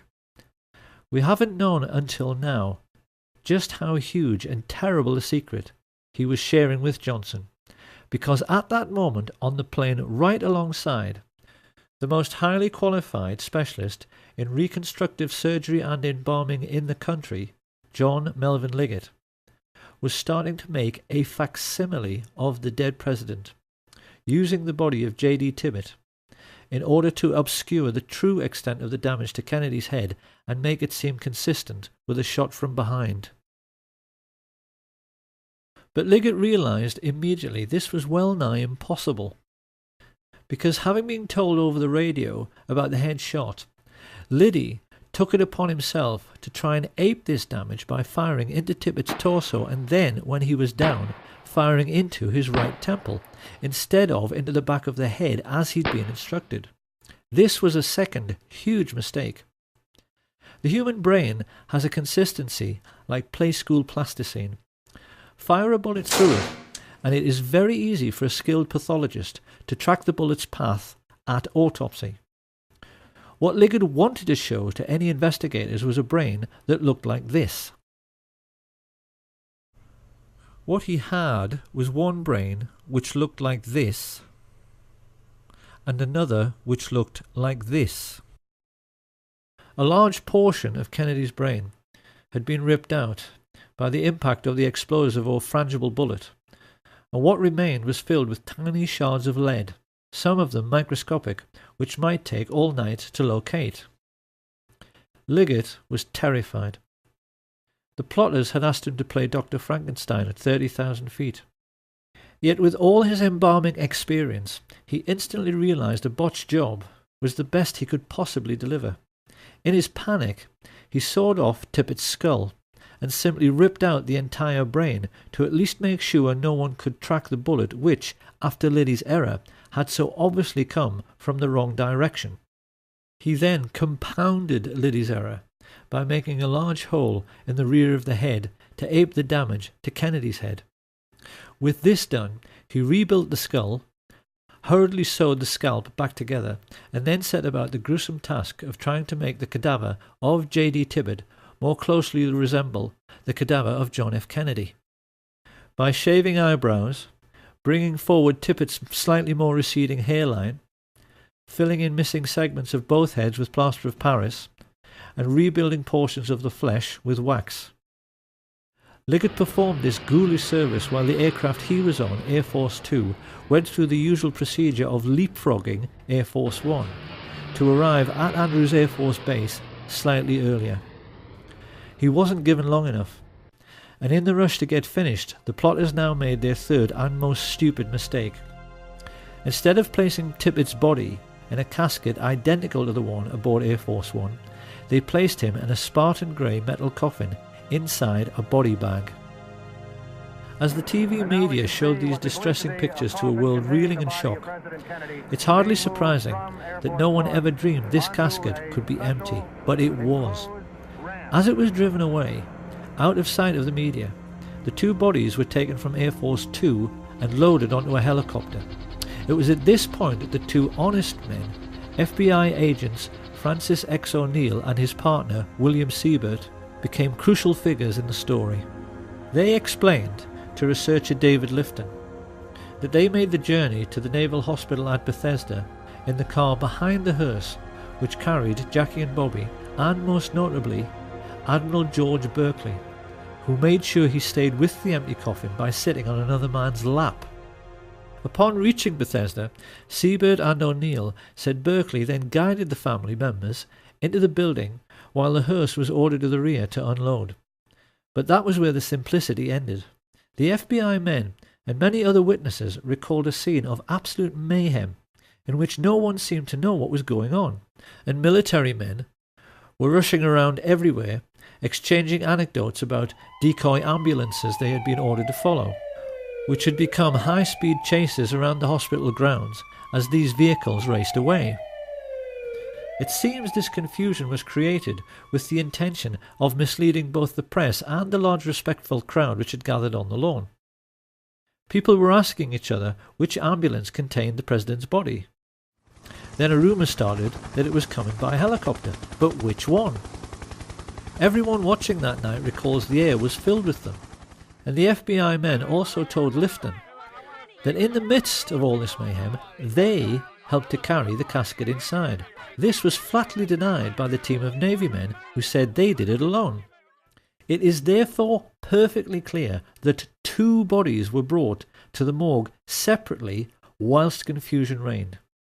And it was now that the plotters themselves became confused by the mayhem they had created, because they left J.D. Tibbetts' cadaver in the wrong casket. It should have been switched and gone into the autopsy room in the large expensive casket used in Dallas. I helped put President Kennedy's body in a bronze ceremonial casket on November 22nd, 1963 at Parkland Memorial Hospital. Instead, mortuary technician Paul O'Connor received a coffin so dull and nondescript no one could believe it had been utilized to transport the body of a president. It was a very plain casket, and when I say plain, I mean it was pinkish gray. It had pink and gray on the sides. There was nothing fancy about it as far as being bronze. It wasn't bronze. The autopsy then became a farce the moment it began. While Siebert and O'Neill made their now famous and entirely correct observation that the body seemed to have undergone surgery prior to autopsy mainly in the head area, Commander Humes himself testified that the moment he touched the head, pieces of the skull fell down onto the autopsy table. That is not possible unless surgery was done before post-mortem, and that surgery could only have been performed aboard the aircraft because there was no other time to do it. Humes then found that he had to try to work with Admirals Berkeley, Galloway and Kenny actually touching his elbows, and became increasingly confused and embarrassed himself at his utter failure to find any trace of the bullets which killed the president. Of course, this was hardly surprising, considering the president lay dead in an adjoining room, and that Liggett had removed all the bullets from J.D. Tibbett. As the autopsy proceeded, O'Connor revealed that Berkeley interfered constantly in the procedure, steering Humes away from the torso, where he would have found the holes made by Liddy. And while everyone in the room remained aghast and disturbed by the huge hole in the back of the head and absence of any brain matter, 2 porters O'Connor had never seen before came in pushing a trolley, which had a sheet on it which hid a small lump. They had told people in the corridor it was a dead newborn baby, but it turned out to be a complete brain, which could only have come from a 3rd cadaver. This was weighed and pickled in formaldehyde before anyone even had a chance to inquire when it had been removed. The most farcical moment of all came when Humes faced Arlen Specter in front of the Warren Commission and found the leading counsel pressing him to say that the wound he found in the back of the head was an entry wound. His incredible answer was that the bullet could only have entered and exited from the rear. Humes actually told the world that the bullet had done a U-turn inside the president's skull. Now that we know the truth, it may seem remarkable that David Lifton got so close, and yet never quite realized that what he had been investigating for 15 years was a body switch. But can we really be surprised? Like so many other decent men, Lifton was simply unable to imagine that anyone could ever think up such a grotesque and degenerate conspiracy. He simply never realized that what he was dealing with was nothing less than the devil himself. And for those who find all this impossible to accept, one of the devils who murdered JFK, Frank Sturgis, was perfectly candid about how routine body switches had become in the CIA by 1963. There was a switch. Body switch. A body switch, yes. The truth about the autopsy is that the devils who killed Kennedy messed up very badly. They had wanted to show the world actual photographs of a single bullet wound from behind. As it was, they had to resort to a lot of badly faked photographs, which critics like Robert Groden easily discredited, and silly drawings, which everyone realised did not line up anywhere near the schoolbook depository. With the autopsy over, Mrs. Kennedy and the President's brother were shown the body prepared for burial. Not surprisingly, they were wholly unconvinced by Liggett's attempts to make a Dallas police officer look like the President of the United States. Witnesses there at the time said Bobby scoffed and said, "It doesn't look anything like him," while Mrs. Kennedy became adamant. "It isn't Jack," she declared. That looks like something you'd find in Madame Tussauds wax museum. Many people have studied this alleged picture of the President's remains and wondered how it could possibly be John F. Kennedy when the Zapruder film clearly shows this right temple area being blown apart by the impact of the frangible bullet. The simple answer is that this is not JFK. It's the corpse of Officer J.D. Tibbet, surgically altered to look like the President. On arriving home, Liggett was informed the plot was in serious trouble. His wife Lois told how he staggered in the door, unkempt, dishevelled, and quite obviously exhausted, which was very out of character for a man who took pride in always being neat, tidy, and organised. It was about 24 hours before I heard from him. He came home and he walked in the door, and when I saw him, he physically looked like he had really been through a very traumatic experience. His clothes were disarrayed, and that was so out of character for him. And he said, "We're going to get out of town for a while until all of this blows over." And that was a quote, because I thought, well, what blows over? Minutes later, they were speeding down the highway towards Corpus Christi, utterly bewildered as to what on earth was going on. Chain-smoking at the wheel, Liggett was looking increasingly nervous. It wasn't just that his botched reconstruction had failed to convince and would lead to courtroom testimony of bullets doing U-turns inside the President's head. The problem was that the patsy was still alive. Deputy Sheriff Roger Craig told investigators it was plain to him that Lee Harvey Oswald was not meant to survive his arrest procedure. He said that when he arrived at the Texas Theater, a group of his fellow officers were waiting at the rear, guns drawn, and that it was quite obvious that Oswald was meant to make a break out the back door where he would run into a hail of gunfire. However, Oswald himself was an intelligence agent, and once he realized he had been chosen as the fall guy, he briefly prolonged his existence by loudly yelling so that all the witnesses present could hear, "I am not resisting arrest. I am not resisting arrest." This is why Liggett, like all the others involved in the plot, was shaking in his boots on November 23rd. They were all aware that a sharp lawyer could get Oswald released simply by discovering that the chain of evidence had been broken in relation to Kennedy's remains. Once free to talk, and with intimate knowledge of the major players in the assassination plot, he could have gotten the heads of the FBI and CIA, all the military chiefs of staff, the mafia chieftains, and the Dallas oil men all thrown in jail together for murder. Many people have wondered how the plotters could be so unbelievably dumb and so unbelievably obvious as to have Oswald murdered live on national television. The simple truth was that they had absolutely no choice. Their botched assassination attempt had proved that they were not as smart as they thought they were. The actual shooting had gone very badly. Most of the shots had missed.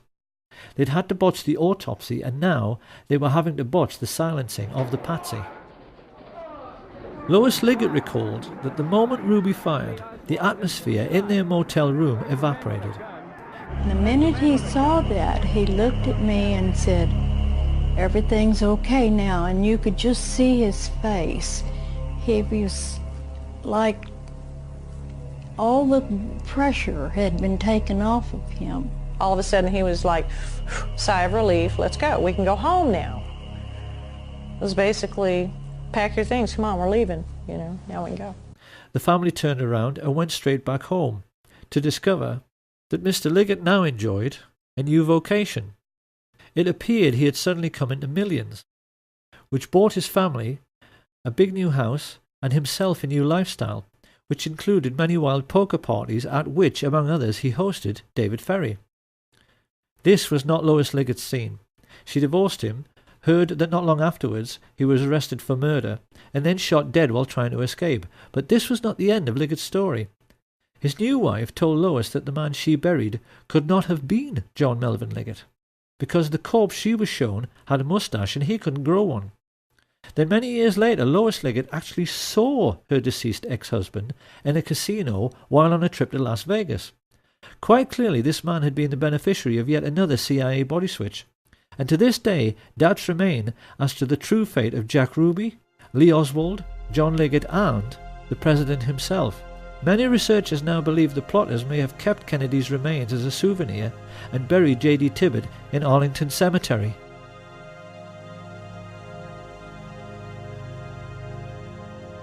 All added together, the pilots, spotters, radio men, mafia assassins, embalmers, physicians, and corrupt agents from the FBI, CIA and Dallas Police had cost the American Nazis $25 million, approximately $2 billion in today's money.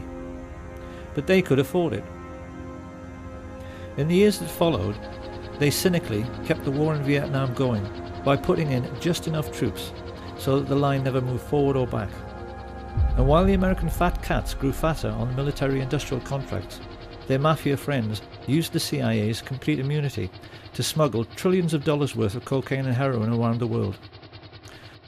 Sir, the Republicans are trying to blame you for the existence of a small air base at Mena, Arkansas.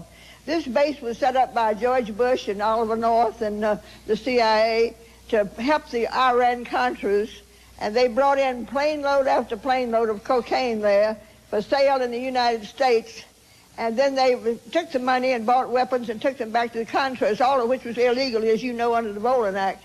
But tell me, did they tell you that this had to be in existence because of national security?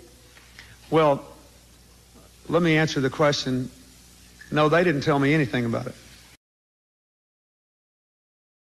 Of course, when criminals are making easy money, they tend to become lazy and careless, and this is what led to Watergate. Someone's here.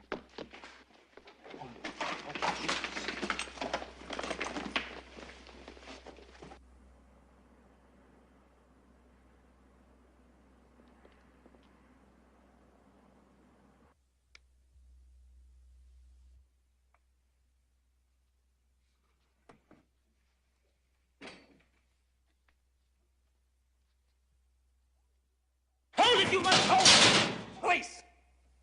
Put your hands up!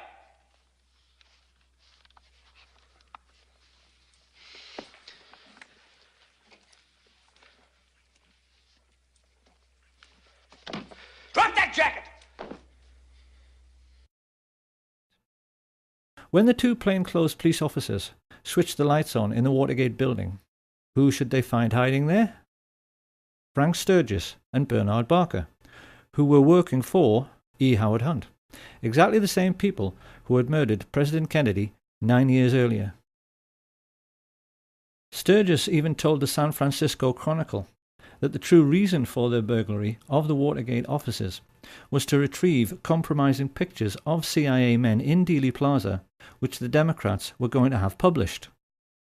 Of course, somebody had to take a fall for conducting such a woefully sloppy operation, and when Howard Hunt found himself in prison for 33 months, he rather turned against his old friends for making him into the patsy on this occasion.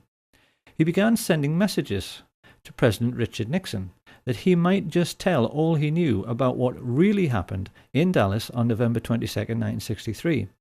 And one of Nixon's presidential aides, Dean Birch, recalls that when he heard about this, George Bush broke out all over in assholes and shit himself to death.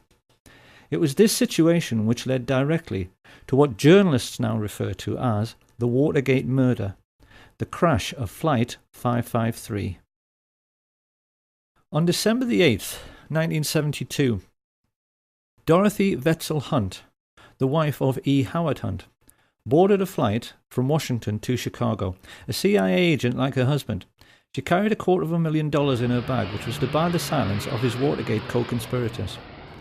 Travelling along with Dorothy was CBS news correspondent Michelle Clark, whose CIA boyfriend had been able to give her a unique journalistic insight into what Watergate was really all about. These two women boarded the aircraft with a dozen other individuals who at that time had information which E. Howard Hunt claimed was going to blow the White House out of the water.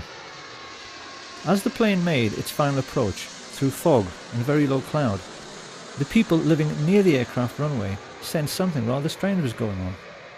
The normally quiet suburban street suddenly filled up with cars, and a moment later, having been told to power down too early, Flight 553 emerged from the mist and clipped the branches of some trees before crashing on top of several bungalows on West 70th Street. The watching neighbours were then staggered to see FBI agents immediately leap out of their cars and start rooting around in the debris, a full 10 minutes before the fire brigade even arrived on the scene. 44 people, including Dorothy Hunt and Michelle Clark, were killed in the crash. E. Howard Hunt served his time and came out of prison a widower and $1 million richer. The Nazi shadow government of the United States had faced a blackmail threat and the possibility that their complicity in the murder of President Kennedy might become public knowledge. Their response was to bring down a civilian airliner onto a residential district. They covered it up by having FBI agents on the ground seek out and remove all incriminating documents from the dead bodies found in the wreckage. And when the local TV station received an anonymous phone call from a radio ham who had monitored the deliberately misleading exchanges from the Midway Control Tower, which caused 553 to crash, an FBI agent simply confiscated all the tapes, thus eradicating all information pertaining to the accident. This is how the agents of the US government now behave. They function essentially as a goon squad of mercenaries and murderers, hardly any different to Hitler's Gestapo, and are used as a private intelligence service and as personal hitmen for America's richest families, their only role being to cover up the dirty tricks which the rich people are playing on their fellow countrymen every day. Along with threats and murder, the most important weapon used by this private army of footpads in this ongoing cover-up is disinformation. And it's here that we can now address a question which will probably be bothering the huge numbers of people who have taken an interest in the Kennedy assassination and in the many documentaries produced by assassination researchers over the years. What happened to Badgeman? The answer is very simple. He never existed. He was simply a phantom, created by the CIA's disinformation machine to lay down a trail which led nowhere. So now another question appears. If this is so, why have so many people spent a quarter of a century trying to discover his identity? By examining this question, it is now possible to reveal the extraordinary lengths America's rulers have gone to in order to hide the truth about the Kennedy assassination. America's oligarchs grossly underestimated the courage and skill of those who tried to uncover the truth about the Kennedy killing, none more so than the brilliant and tenacious Mark Lane. By the mid-1960s, his film Rush to Judgment had left the country in no doubt that they had been multiple gunmen acting together in some sort of conspiracy. Once he had proved this beyond any doubt, the only question remaining was, how big was the conspiracy? So it came as no surprise when polls started showing that 9 out of 10 Americans believed it had to be the CIA. This internal memorandum reveals just how nervous the agency was about this development. It spells out in no uncertain terms the concern spreading in the corridors of power, and the urgent need to rectify this situation through the use of assets in the media. This great image problem led America's Nazis into initiating Operation Mockingbird, an ongoing policy of using the colossal wealth they were now amassing from drugs and weapons sales to buy up as many TV and film companies, newspapers, and local and national radio stations as they could lay their hands on, to the point where by the 1970s they were proudly boasting that everyone of any significance in the media is CIA. Do you have any people being paid by the CIA who are contributing to a major circulation American journal? We do have people who submit pieces to American journals. Do you have any people paid by the CIA who are working for television networks? This, I think, gets into the kind of getting into the details, Mr. Chairman, that I'd like to get into in executive session.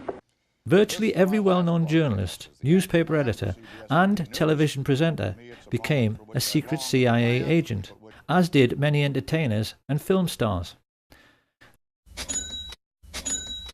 The question now was how best to use trusted public figures like Walter Cronkite. And this was how the first investigative documentaries about the Kennedy assassination came to be made. It will come as a terrific shock to those who have sought truth and solace in these many films, feature articles, and TV specials, to learn that every last one of them, including Oliver Stone's JFK, was actually produced by the CIA.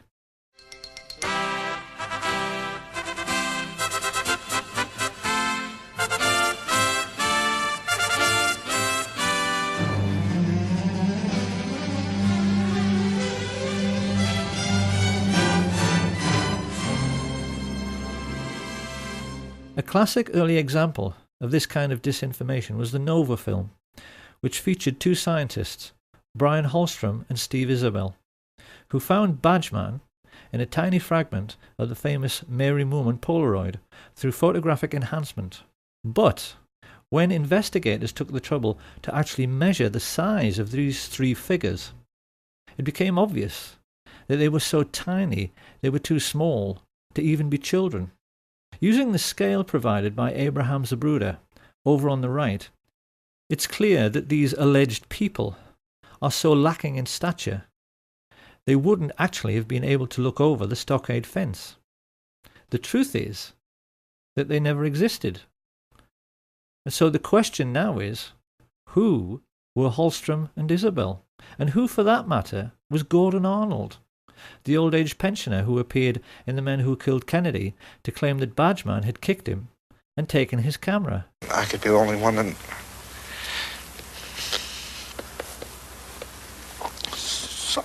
saw the man. The answer is that they were all professional actors, because this is how the devil operates. Devils mix lies with truth in order to make the lies sound more plausible. And it seems that the idea for using actors in this way might very likely have come from E. Howard Hunt himself. After Hunt's deathbed confession, in which he admitted the involvement of the CIA, his son, St. John Hunt, posted many revealing statements about what kind of character his father was. It's quite well known that E. Howard Hunt wrote spy novels and screenplays. And when he was discussing this, St. John Hunt maintained his father tried to live his life as if every day was another exciting scene from a movie, to the total exclusion of his own family. The way St. John Hunt put it was, he would never cut carrots or go shopping with us or anything like that. James Bond doesn't have a family. Historians are well aware that the CIA studies everything which is impressive, and it now seems very plain that they were greatly influenced by the brilliance of the Levinson and Link Columbo series, particularly one episode, Murder, Smoke and Shadows, in which the killer, who is a ruthless young movie director, tries to confuse and mislead Columbo through his powers of creating illusion, only to have the tables turned when this is done back to him, because the whole point of that episode is that the audience never know who is and who isn't supposed to be an actor. The Men Who Killed Kennedy series was laid out in the same way, whilst a few of the interviewees, like the Willis family, were genuine.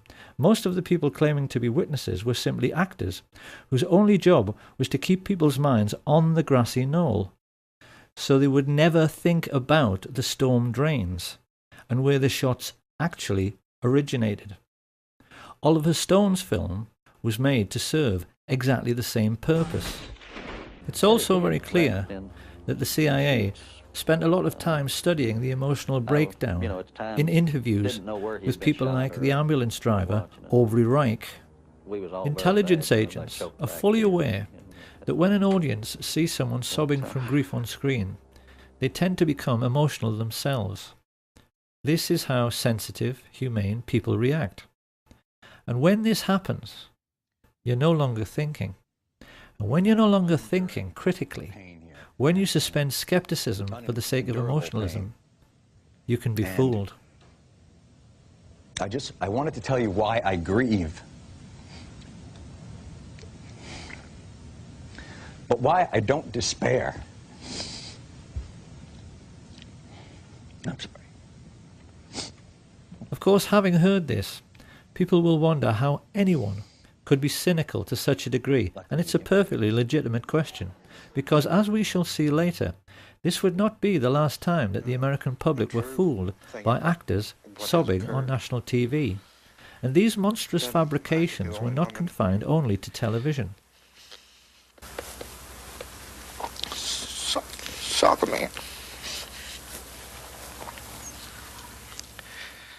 In 2003, a book was published called Blood, Money and Power, ostensibly written by Texas law attorney Bar McClellan.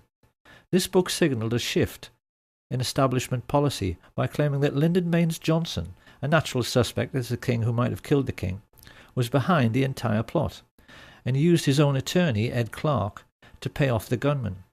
Researchers noticed that at exactly the same time, a lot of information suddenly became available about all the murder plots LBJ had been involved in with Cliff Carter and Billy Solestes. We were then treated to the sensational deathbed confession of E. Howard Hunt. And in the book itself, the serious researchers found this extraordinary paragraph.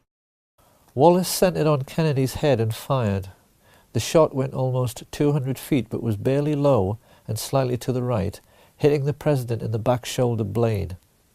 The bullet was deflected upward ever so slightly, exiting at the tie knot, the bullet's jacket separating to hit and crack the windshield, the remaining slug hitting the curbing in front of James Tague, an onlooker standing in front of the triple underpass on Commerce Street. The slug knocked cement shards in all directions. A splinter nicked Tague on the cheek. So just exactly what is going on here? This is quite obviously a ludicrous assertion. So what is it all about?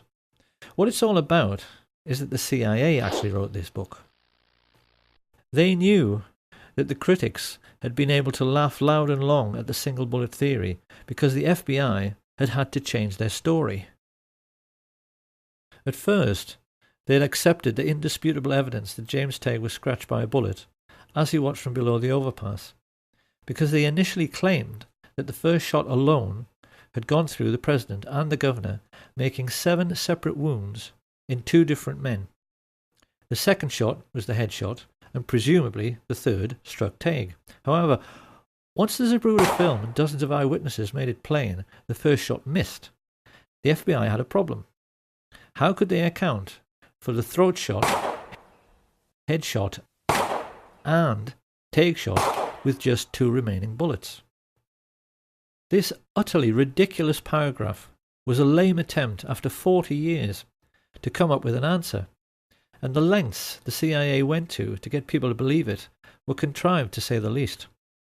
It's first of all the simplest matter to refute this version of events by asking how the CIA could possibly know this is how it happened.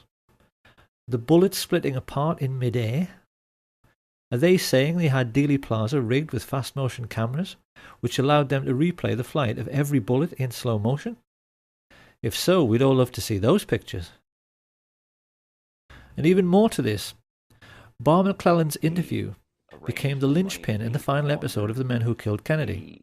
which was then banned from public broadcasting after a lawsuit was allegedly brought against the History Channel by former Presidents Carter and Ford and their friends Jack Valenti, Bill Moyers and Lady Bird Johnson. Of course, this was just more disinformation. What the plotters hoped to achieve was that by getting the series banned, but making it available on the internet, the seekers after truth would be duped into thinking it must be true, precisely because it had been banned from mainstream media. It's a double bluff. It is quite possible, after all of this ludicrous skullduggery, that even the CIA themselves couldn't remember what purpose it was all supposed to serve. But the general idea was that the public was supposed to swallow the notion that Lyndon Baines Johnson was the primary culprit in this entire affair, because he's dead and can't speak for himself. It is absolute nonsense to suggest any such thing. Lyndon Baines Johnson was, like Hitler and Richard Nixon, a mere puppet of the oil men and the merchant bankers and military industrialists, something he finally admitted to. I can't honestly say that I've ever been completely relieved of the fact that there might have been international connections. You mean you still feel that there might have been? Well, I have not completely discounted. The notion that he was the criminal mastermind behind the Kennedy assassination is simply another disinformation falsehood dreamed up by the CIA. He was most definitely involved in the plot and offered up his personal hitman, Mac Wallace, to be part of it, but the men who actually masterminded the plot were Alan Dulles and David Atlee Phillips, with George Bush being the most important figure in the actual execution of the plan, and even they, in the end, proved themselves to be just as crude and obvious as anyone else in the way they took care of anyone who might incriminate them. On the 22nd of February 1967, Eladio Del Valle and David Ferry were both murdered within minutes of each other, when it seemed they might give information to the Jim Garrison investigation. Charles Boyd Harrelson and Milwaukee Phil Aldericio suffered convenient early deaths in jail, and having been ordered to testify before the House Select Committee on Assassinations, both Charles Nicoletti and George de Mohrenschildt were shot dead at the same time on the 29th of March 1977. Having been scheduled to testify before the same committee, Johnny Roselli met a similar fate. His body was found floating in an oil drum in Dumbfounding Bay, Miami, just after Malcolm Wallace was murdered in exactly the same way as Lee Bowers. On a stretch of empty American highway, his car was forced off the road, then CIA agents smashed his head into the steering wheel until he died, to make it appear like a single-car accident. Not long afterwards, Sam Giancana was shot in the back of the head while cooking sausages, and his spy inside the Chicago police force, Richard Kane, was blasted to death with a sawn-off shotgun in Rose's sandwich shop on the 19th of December, 1973. Absolute proof that George H.W. Bush was the most important figure behind these grisly murders and the Kennedy assassination surfaced quite recently in a declassified FBI memo which revealed he was working for the CIA in 1963 and not from 77 onwards, as he'd always claimed. He had been a lifelong friend of George de Mohrenschildt, who had actually begged him for help when he realized the CIA were trying to kill him. It was therefore rather ironic that when the police checked de Mohrenschildt's wallet, they found an address card which gave them a direct lead straight to the guilty party had they but chosen to follow it up. It said George Poppy Bush, his CIA code name, Zapata Petroleum, Midland, Texas. It became a farewell note from the man who coordinated the crime of the century, a man whose father, Prescott Bush, had created the CIA in the first place, along with his friends some 30 years before, purely in order to take care of their own business interests. They arrogantly believed they were more intelligent than anyone. But in the end, the means the George Bush-led CIA chose to silence all the major underworld figures who might incriminate them proved to be every bit as crude and obvious as Ruby's killing of Oswald on television. The whole point of George Bush and his Central Intelligence Agency was that they were supposed to be intelligent, and yet in the end they couldn't even fool little old ladies. And who is going to inhibit them? The gangsters that are running this country is going to inhibit somebody. All institutions of the American government are essentially a gangster syndicate, and everybody knows this. So perhaps it's time now to ask what we have learned and how best we can use this new understanding about the West's secret history to evaluate what is really going on in our world right now. To begin with, let's answer a couple of questions which have perplexed many people over the years. A great many researchers and historians have wondered why the Kennedy family themselves almost seem to be aiding and abetting the cover-up by choosing to be so quiet about the assassination itself. After the revelations of Chuck Giancana, there now seems little doubt that this is because they know a full disclosure of Joe Kennedy's dirty political dealings with the mafia would likely leave the Kennedy name in a very tarnished state. Up until now, history has tended to give the Kennedy patriarch a distinguished and squeaky clean image which went along with his appointment as the American ambassador to Britain. Like most things about the ruling class, this image is false, because it's clear that Joe Kennedy was every bit as big a crook as his business associate, Sam Giancana. However, it also seems necessary now to revise the entire history of the Kennedy brothers. The reputation of Edward Kennedy never recovered from the Chappaquiddick incident, in which Mary Jo Kopechne lost her life when she drowned in his overturned car when he allegedly drove off this unlit bridge whilst under the influence.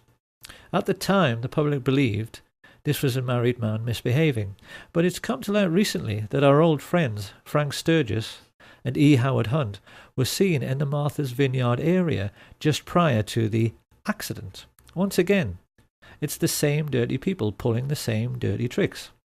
The media's treatment of this affair destroyed any chance Edward Kennedy might have had of becoming president, and we do now have to wonder if this was yet another example of the CIA controlling public opinion. To the same end, it is also now clear why such venerable institutions as the BBC and other prominent European broadcasters have assisted in the cover-up. They always knew the Kennedy assassination was a can of worms, and that if the whole truth in the story were pursued vigorously, it would lead right back to the gates of Auschwitz and the obscene profits which Europe's royalty and heads of state made from their investments in slave labour.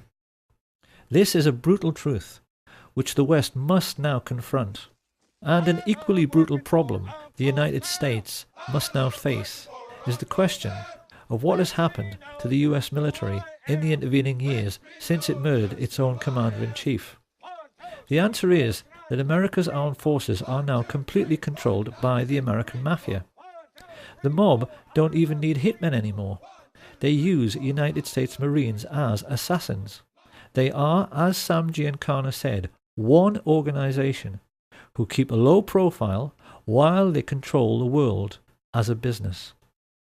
And in an effort to prove this is so, in 1998, Pastor Rick Strawcutter videotaped a quite remarkable interview with Kay Pollard Griggs, formerly the wife of Colonel George Griggs, who for many years was the head of NATO.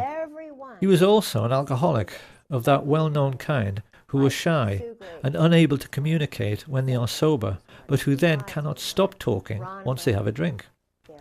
During the course of a stormy marriage, punctuated by periods of domestic violence, which cost Kay Griggs many black eyes and broken bones, she learned that her husband had been turned into a brutal psychopath as a consequence of his military training, which included induction into what is known as the Pink Triangle, the Cherry Marines. Over the years, far too much has been written about Lee Harvey Oswald. But what is remarkable is that few historians were ever aware that, like most Marines who worked in intelligence, he was homosexually recruited and was part of the same-sex club which included Jack Ruby, George Senator, and David Ferry. Kay Griggs explains that these selection procedures came into the US military when the cream of the death's head sporting Nazi top brass joined the American ranks at the war's end.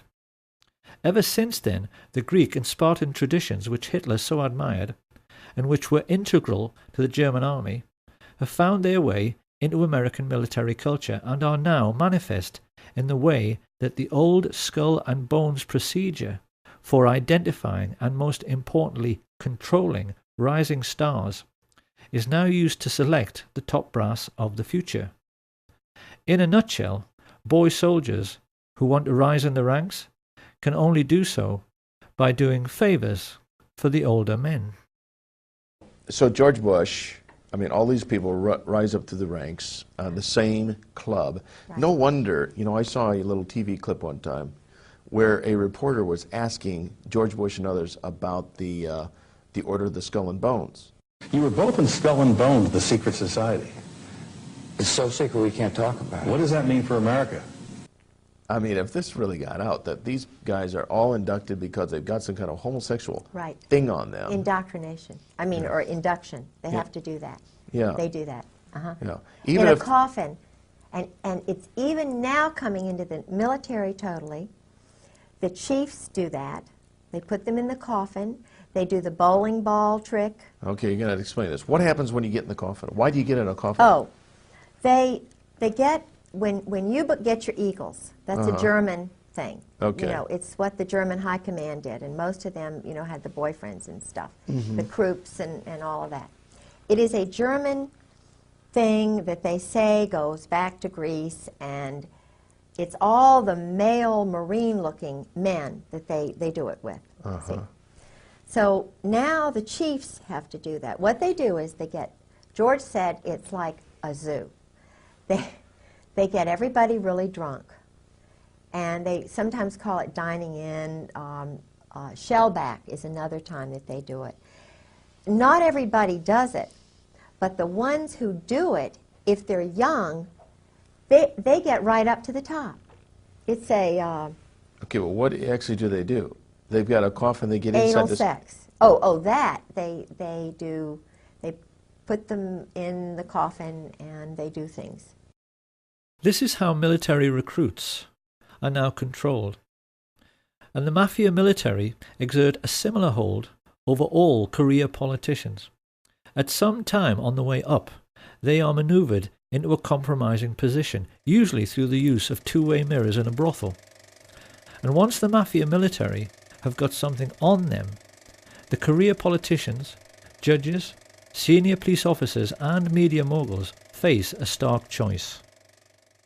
Either take your payoff, which is usually worth millions of dollars, or go to jail for life for your misdemeanor. It is with these kinds of tactics, first used by Sam Giancana in the 1930s, that what are now known as the 5 mafia families of the New York metropolitan area, the Genovese, Gambino, Lucchese, Colombo and the Bonanno, control all politics in the United States, and through their business arrangements with the 5-star generals and CIA, control all cocaine and heroin trafficking throughout the entire world. After the dust had settled on the Kennedy assassination, Sam Giancana explained to his younger brother that the mob and the CIA had taken care of JFK together because they were essentially two sides of the same coin. In the last 50 years, that relationship between these two secret societies has become even closer, to the point where they are now indistinguishable. The people who live in the Third World are so well aware of what is really going on, they have come to call the CIA the cocaine importing agency. The World Wide Web now abounds with proof to back this up. And although many people were skeptical at first about Kay Griggs, in recent times her most sensational claims have been fully endorsed by the FBI chief Ted Gunderson, who gave several interviews in support. This cult was involved in distributing drugs up and down the East Coast, drugs that were being flown in from Southeast Asia in military and planes. The operation was by the certain Army personnel and also CIA. She told me that there were generals involved in the drug operation. There were police officers and at least 2 attorneys in the Fayetteville, North Carolina area. The path that this led me down is mind-boggling. Over the last 23, 24 years, I have developed so much information about the situation as it exists in our great country and gone public with it as much as possible, and yet I am being ignored.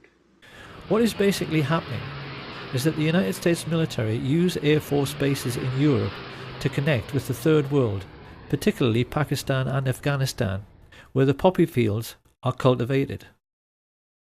This is the real reason for the conflict in Afghanistan. It's to protect the record harvests of heroin which almost ended when the Taliban took power. But they don't tell the soldiers this, and it's a truth you'll never hear on NBC or BBC. Having brought the refined cocaine and heroin into Europe and the United States, it is then passed on to the mafia for sale at street level, sometimes by police officers in uniform. It's an arrangement which nets the generals and the mafia chiefs billions, and the fact that someone of Ted Gunderson's credibility was completely ignored when he went public with this information underlines the fact that our entire mainstream media, as well as the entire justice system, has been bought off.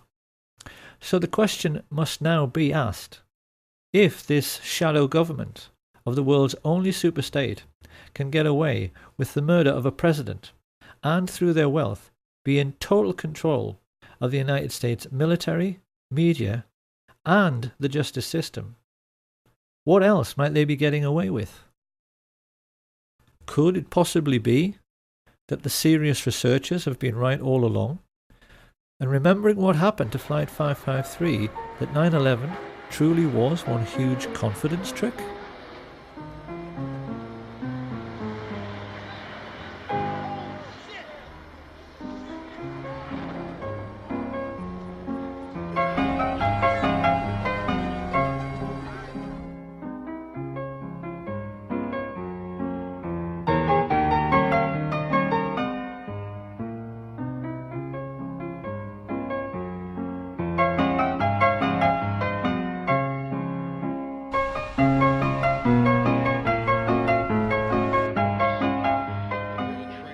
Once the dust had settled on 9/11, people immediately began to realise there was something very wrong with the 9/11 TV coverage. First along came Dylan Avery with his amazing film Loose Change. He proved conclusively that the official report was nonsense because aircraft fuel does not burn at even half the temperature required to melt steel, and that the towers defied the laws of physics by collapsing with perfect uniformity at free fall speed. Buildings in Germany which were bombed over and over again didn't collapse with perfect uniformity down to ground level. Avery also pointed out that in Kennedy's time, his chiefs of staff drafted plans to kill innocent people and commit acts of terrorism in the United States in order to whip up support for a war with Cuba. Codenamed Operation Northwoods, these plans included hijacking planes and blowing up ships and landmark buildings in order to stimulate a helpful wave of national indignation which could be used to oust Fidel Castro. And there wasn't anything exceptional in this initiative. Northwoods was an offshoot of the notorious Operation Gladio, a sustained campaign organised by MI6 and the CIA, which perpetrated many bombing atrocities in post-war Europe, which they blamed on what they said were communist terror organisations. A typical example was the horrific bombing of Bologna railway station in 1980. Italians will be appalled to learn this outrage was committed by the Americans and the British. But this particular atrocity, which like all others during this period was intended to keep people living in fear of a bogus enemy, so they would accept increasing state control by so-called strong leaders, illustrates only too well the fact that some 40 years prior to 9/11, the cabal of secret Nazis who killed Kennedy were making serious preparations for terrorist attacks upon their European allies and even upon their own country. In the 9/11 news footage, it is abundantly clear that the interviewees are actually paid actors, speaking lines which have been written for them. I feel like I was in a movie. This is exactly the same situation as in the men who killed Kennedy. And because these are people who are being expected to perform, they tend to overdo it. I could be the only one that... Soccer man. They killed the president. And to be honest with you, if I'd have known this...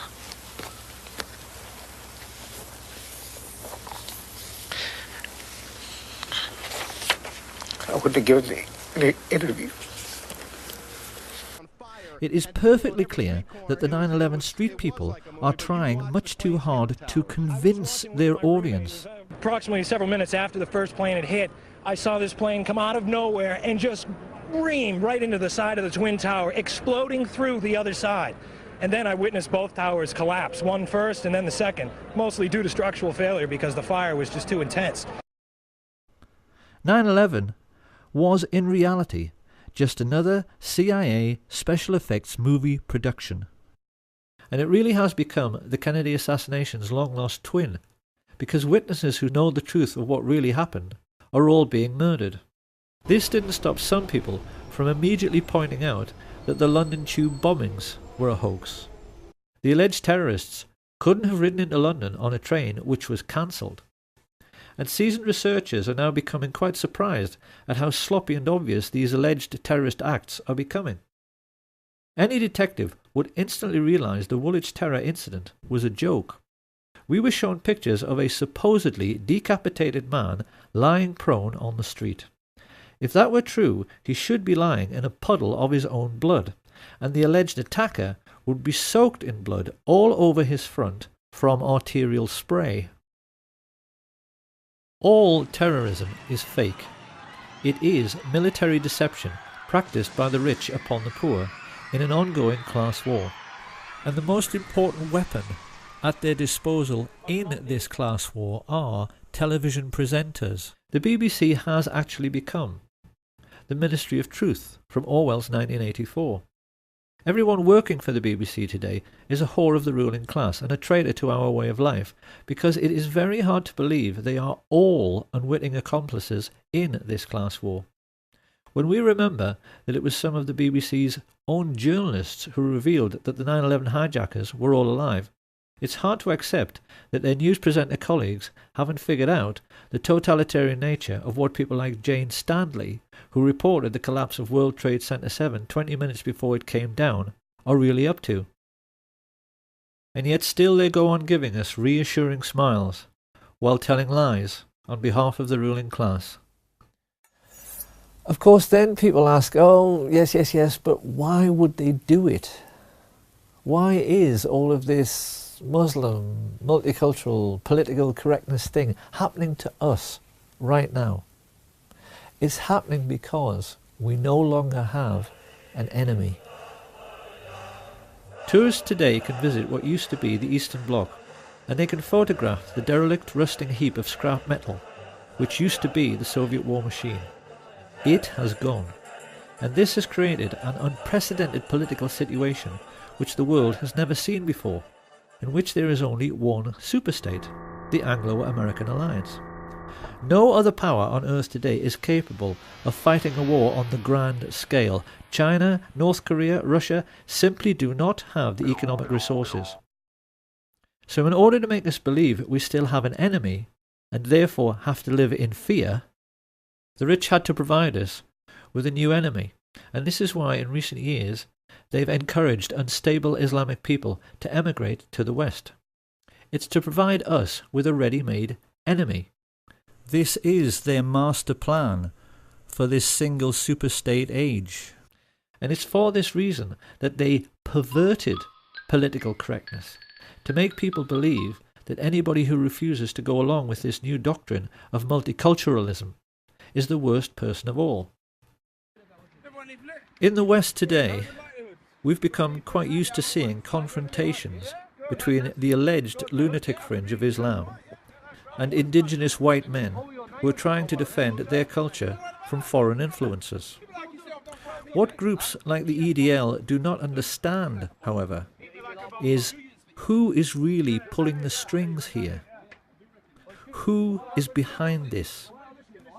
who arranged this fight, because any Roman senator would tell you this is simply the old maxim of divide and rule. The Romans invented this system. They always made sure that every conquered region pushed together tribes who were traditionally hostile to one another. The British copied this method after World War I by redrawing the entire map of the Middle East to make sure that the new boundaries always set one Arab tribe against another, particularly the Kurds. What we see on the streets of Britain and America today is the same thing. The whole idea is that while you're fighting against Muslims and they're fighting against you, no one has the time to stop and think about who actually created this situation and who their real enemy really is. The rulers of the Middle Ages arranged a never-ending religious war between Catholic and Protestant for precisely the same reason. Now, why must we always think we have an enemy? Because the ruling group always maintain their position in society by controlling the population through fear. Think about it. If we don't have an enemy, would the public be prepared to pay for the army? Would we be happy to pay for MI5 so that they can read our emails and put a surveillance camera on every street corner? Big Brother has to have an excuse for watching us all the time. And what they call national security is always the perfect excuse. The moment you make a world at peace, it's gone. The keystone in the arch of ruling class power is gone if we don't have an enemy. So the rich are always going to provide us with an enemy forever. And the lesson we need to learn from all of this is that everything in our lives is and always has been a rich man's trick. When people think of ancient Rome, they always tend to think about the gladiators in the Roman arena. But something people don't realise is that Roman amphitheatres were a scam. They were perhaps the very first big confidence trick in human history, played by more cunning rich men upon a naive public. What Caesar did was to say to the Roman Vulgate, I will give you gladiatorial games, but only if I can have your votes. And he only offered this bargain because he knew the Vulgate loved the games more than they loved anything. This is how the Roman maxim, panem et circenses, bread and circuses, became established. Because Caesar was the first politician to understand that if you give people what they want, they will tolerate being ruled. By this means, Julius Caesar made himself into the first dictator whose fortune was protected by a professional army. And everything that every ruler has given us since Caesar has simply been another rich man's trick. Religion is a rich man's trick. It was invented because wealthy rulers realized the population was getting too big for soldiers to watch over constantly, so they replaced the idea of having many gods with one single god, a simple idea simple men could understand, who could see what everyone was doing all the time. The idea of one God became the surveillance video of the ancient world. In the Middle Ages, the same sort of people grew rich by charging people for the forgiving of sins. And when a new age dawned with the coming of Industrial Revolution, they invented new tricks to control the population explosion, like censorship. Every grown-up knows that there is one law for the rich and one law for the rest, because the justice system is a rich man's trick. Mafia godfathers like Sam Giancana walked free from American criminal courts over and over again by taking the Fifth Amendment, because it is a criminal's law. And it's the same with everything else. The media is a rich man's trick. The tax system, because the rich never pay any tax, is a rich man's trick. Political correctness is a rich man's trick. The murder plot to kill Lady Diana Spencer was a rich man's trick. And the war on terror, 9/11, the London Tube bombings, the Woolwich terror attack, the Kennedy assassination, all of it is simply another rich man's trick controlling how we think. Now, once again, it is very easy at this point to imagine the reaction of conservative politicians, who will of course try to laugh this off and scoff. Everything is a rich man's trick? Are we seriously suggesting that the Cold War was a rich man's trick? Now, in your research and analysis, and your efforts to bring out the facts about what was going on in our society, did you encounter any effort to discourage you, to prevent you from bringing out the background of America's involvement in the financing of international communism? Yes, very definitely. For example, when I was at the Hoover Institution, in 1972, I went to Miami Beach to give some testimony before the Republican National Committee.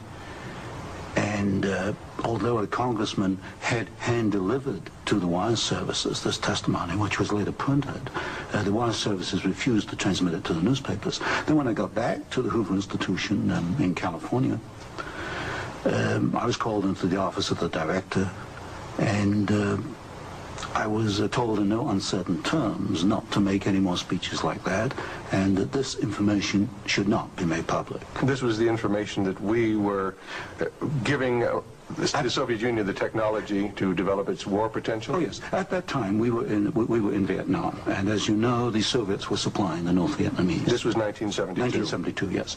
And, for example, I knew that the Gorky plant, which was built by the Ford Motor Company, but the Gorky plant in Russia produces the Gaz series of vehicles. The Gaz vehicles had been seen on the Ho Chi Minh Trail. We were supplying equipment to the Gorky plant in the middle of the Vietnamese War, and these trucks were being used to carry ammunition supplies which were killing Americans. I thought this was morally wrong, and I said so at Miami Beach and at the Hoover Institution. And it was this type of information that was suppressed. The rich would much rather we didn't think at all, and certainly not about the wise words of the columnist Claire Rayner, who once famously said that the only reason we now have to live under kings and queens and presidents is that in past ages their ancestors were the best thieves. In the Middle Ages, when the king was feeling greedy and wanted to pay for a new mistress or grand new palace, he simply sent out his robber barons to steal half the herd of every local farmer, and if they complained, the robber barons would say the king needed to feed the army, or some similar excuse. That is how it was done then. But today, the ruling class face a different problem. We now live in an industrial age, and as George Orwell explains in his novel 1984, if the machine age was directed solely with the intention of making the common people physically comfortable, in a mega-productive, computer-controlled epoch, we could soon all live like millionaires. But think what this would mean. If we're all millionaires, we all fly first class, so the king and the queen and the president have to wait in a queue with everyone else. And do you honestly believe the Queen of England would wait in a queue behind you? If we're all millionaires, we all play golf. The king and the president can't get on the course, and there's no room on their exclusive beach. Orwell himself would have said the most important single sentence in 1984 was this one: if it once became general, wealth would confer no distinction. Our lords and masters are not going to wait in queues with the rest of us. So the special problem which fat cats face today is how to keep the wheels of industry turning, because as Orwell explains, the oligarchs have to make use of the masses without significantly raising the general standard of living. This is a more sophisticated age, so the robber barons need a more sophisticated means of stealing most of the wealth and of keeping most of the common people in poverty. What the rich face today is a situation in which the common people spend most of their lives on a 9-to-5 treadmill. They make things in factories, they grow things and harvest them, they teach in the schools, nurse in the hospitals, and as a result of their daily labours, a huge mountain of money is produced. Now the rulers have a problem. How can they keep the ordinary people hard at work so they're too exhausted at the end of every day to think about whether this is a fair system? The solution, as Sam Giancana explained, is to invent a foreign enemy, a boogeyman, who wants to conquer the whole world. This becomes a perfect excuse to make people pay for a sophisticated array of increasingly expensive weapons which are made by companies which the fat cats themselves own. And in one neat little scam, the modern robber baron has a means of stealing most of the wealth produced by Western society, while leaving the common people with just enough crumbs to keep them going. Every year, America's oligarchs take $3 trillion out of the United States economy. According to some estimates, we cannot track $2.3 trillion in transactions. $2.3 trillion with a T. That's $8,000 for every man, woman, and child in America. This is how the rich have rigged the system, so that it benefits them at the expense of everyone else all the time. But in order to keep this fraud going, the public must always be convinced of the need for military expenditure. This is where all the phony terrorism comes in. And if we want to find out who is behind this ongoing hoax, we only have to look at Securicom, the company in charge of World Trade Center security, who removed all guards and sniffer dogs from the buildings on September 10th, so that the charges which brought down the towers in controlled explosions could be planted. If we now ask, who is the chief of Securicom? Who do we find? Marvin P. Bush, brother of George W. Bush, son of the man who orchestrated the plot to assassinate President Kennedy, and grandson of the man who made the family fortune from Auschwitz slave labor. The Bush family and their rich friends have been behind all of it. During his time as president, George W. Bush connived with Tony Blair to introduce a deliberate policy of allowing unbalanced and aggressive Muslims to flood into Western countries. They did this in the hope that they would commit atrocities in their adopted countries, and they were actually delighted when the Washington DC sniper and the Fort Hood shootings made headlines, because they knew such events would make it easier for the public to swallow the idea that 9/11 was simply more typical Islamic terrorism. The truth is that Islam is simply being used like a pawn on a chessboard in a game the fat cats have been playing since World War I. 70 years ago, they gave us what they called their Hitler Project. 50 years ago, it was the JFK Assassination Project. Today we're having to suffer the War on Terror Project. And when this current lunacy is over, they'll have another excuse ready to create yet another phony war and yet another patsy. If George Orwell was still alive today, and he was asked to comment upon all the significant political events of the last decade, it's quite likely he would simply restate the Orwellian definition of totalitarianism, to wit, a society living by and for continuous warfare, in which the ruling caste have ceased to have any real function but succeed in clinging to power through force and fraud, and then ask whether this sounds like the world we live in. Because it ought to be obvious by now that our seemingly endless economic recessions are being deliberately orchestrated. In today's world, the commodities markets are arranged in such a way that the price of virtually everything, particularly food, hardly ever changes. So how then can it be that the price of oil increased tenfold in the last decade? Economists are now tacitly agreeing that this was due to financialization, which is just a fancy way of saying rich creeps like the Bush family and their merchant banking friends used their trillionaire fortunes to rig the market. Why did they do this? Because great entrepreneurs like Stelios, with their budget air travel, had managed to break the cartel of the major airlines. Ordinary working families had begun living a jet-set lifestyle. The ruling elite of the entire world was simply terrified, because a jet-set lifestyle is supposed to be the exclusive preserve of the rich. What would happen to their social status if the whole world were part of the jet-set? So the rich arranged for the credit crunch, and now working families who used to fly 10 times a year can't even afford to use their car. What George Orwell understood better than anyone is that every age is basically the same. It is always a story in which a small elite group of greedy people cling to unjust power and privileges by practicing an ongoing deception upon their followers. Caesar did it with bread and circuses in the Roman arena. George Bush did it with false flag terrorism on 9/11. British newspapers have told their readers that the Queen of England is only the 10th richest person in the UK with a fortune of $3 billion. but experts who have calculated her real wealth reckon that her ownership of 1/6 of all the land on planet Earth puts her true fortune nearer to 22 trillion. And they also estimate the true wealth of the Queen's merchant bankers, the Rothschilds, the people who started all of this greed by lending money to the Harrimans and the Morgans, to be at least 100 trillion. So finally, we have to ask, what is to be done about all this?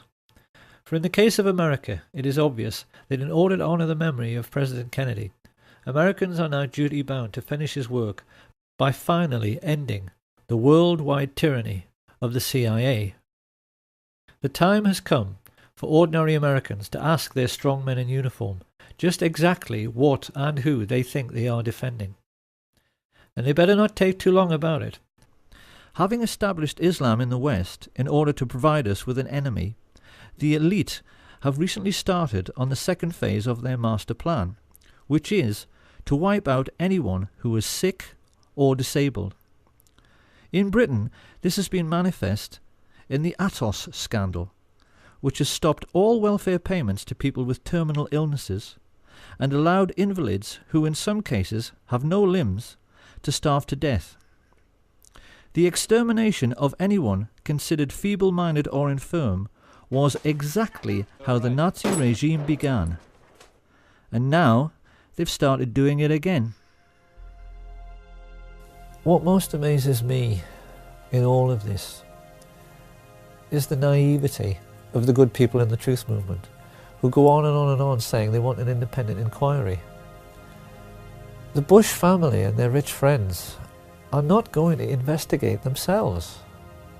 And there isn't any authority on earth above that of the ruling class, so it's never going to happen. These people have got the police and the judges and the justice system completely under their control. The Queen of England cannot be prosecuted for anything, not even genocide, in a Crown Court, because the Crown Courts are hers. She owns British justice. The only way to change our corrupt system is through revolution. Everyone has to sign up to the Revolution Now website.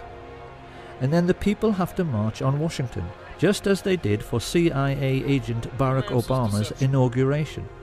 Only this time, they need to kick him and every other crooked politician out and take power genuinely for the people's sake. And once again, they better not take too long about it, because the last time the rich decided to play a really big trick on the world, 6 million lives were extinguished.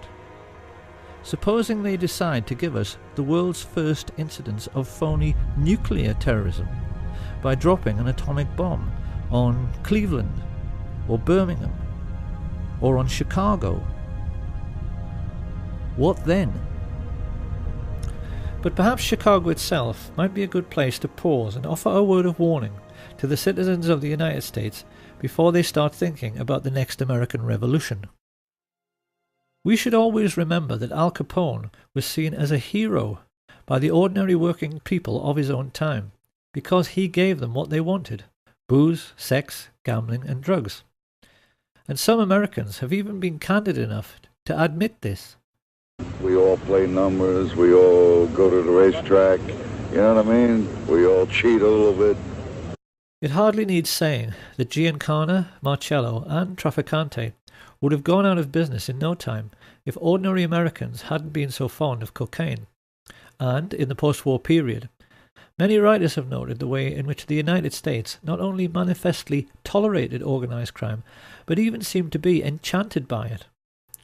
It's a cultural phenomenon which has led many foreigners to wonder whether there is some sort of latent criminality in the very fabric of American society, because there does seem to be some sort of tacit agreement amongst all Americans that killing a man should always be considered an option if it looks as if he might cost you a large sum of money. Suppose we'll have to kill him.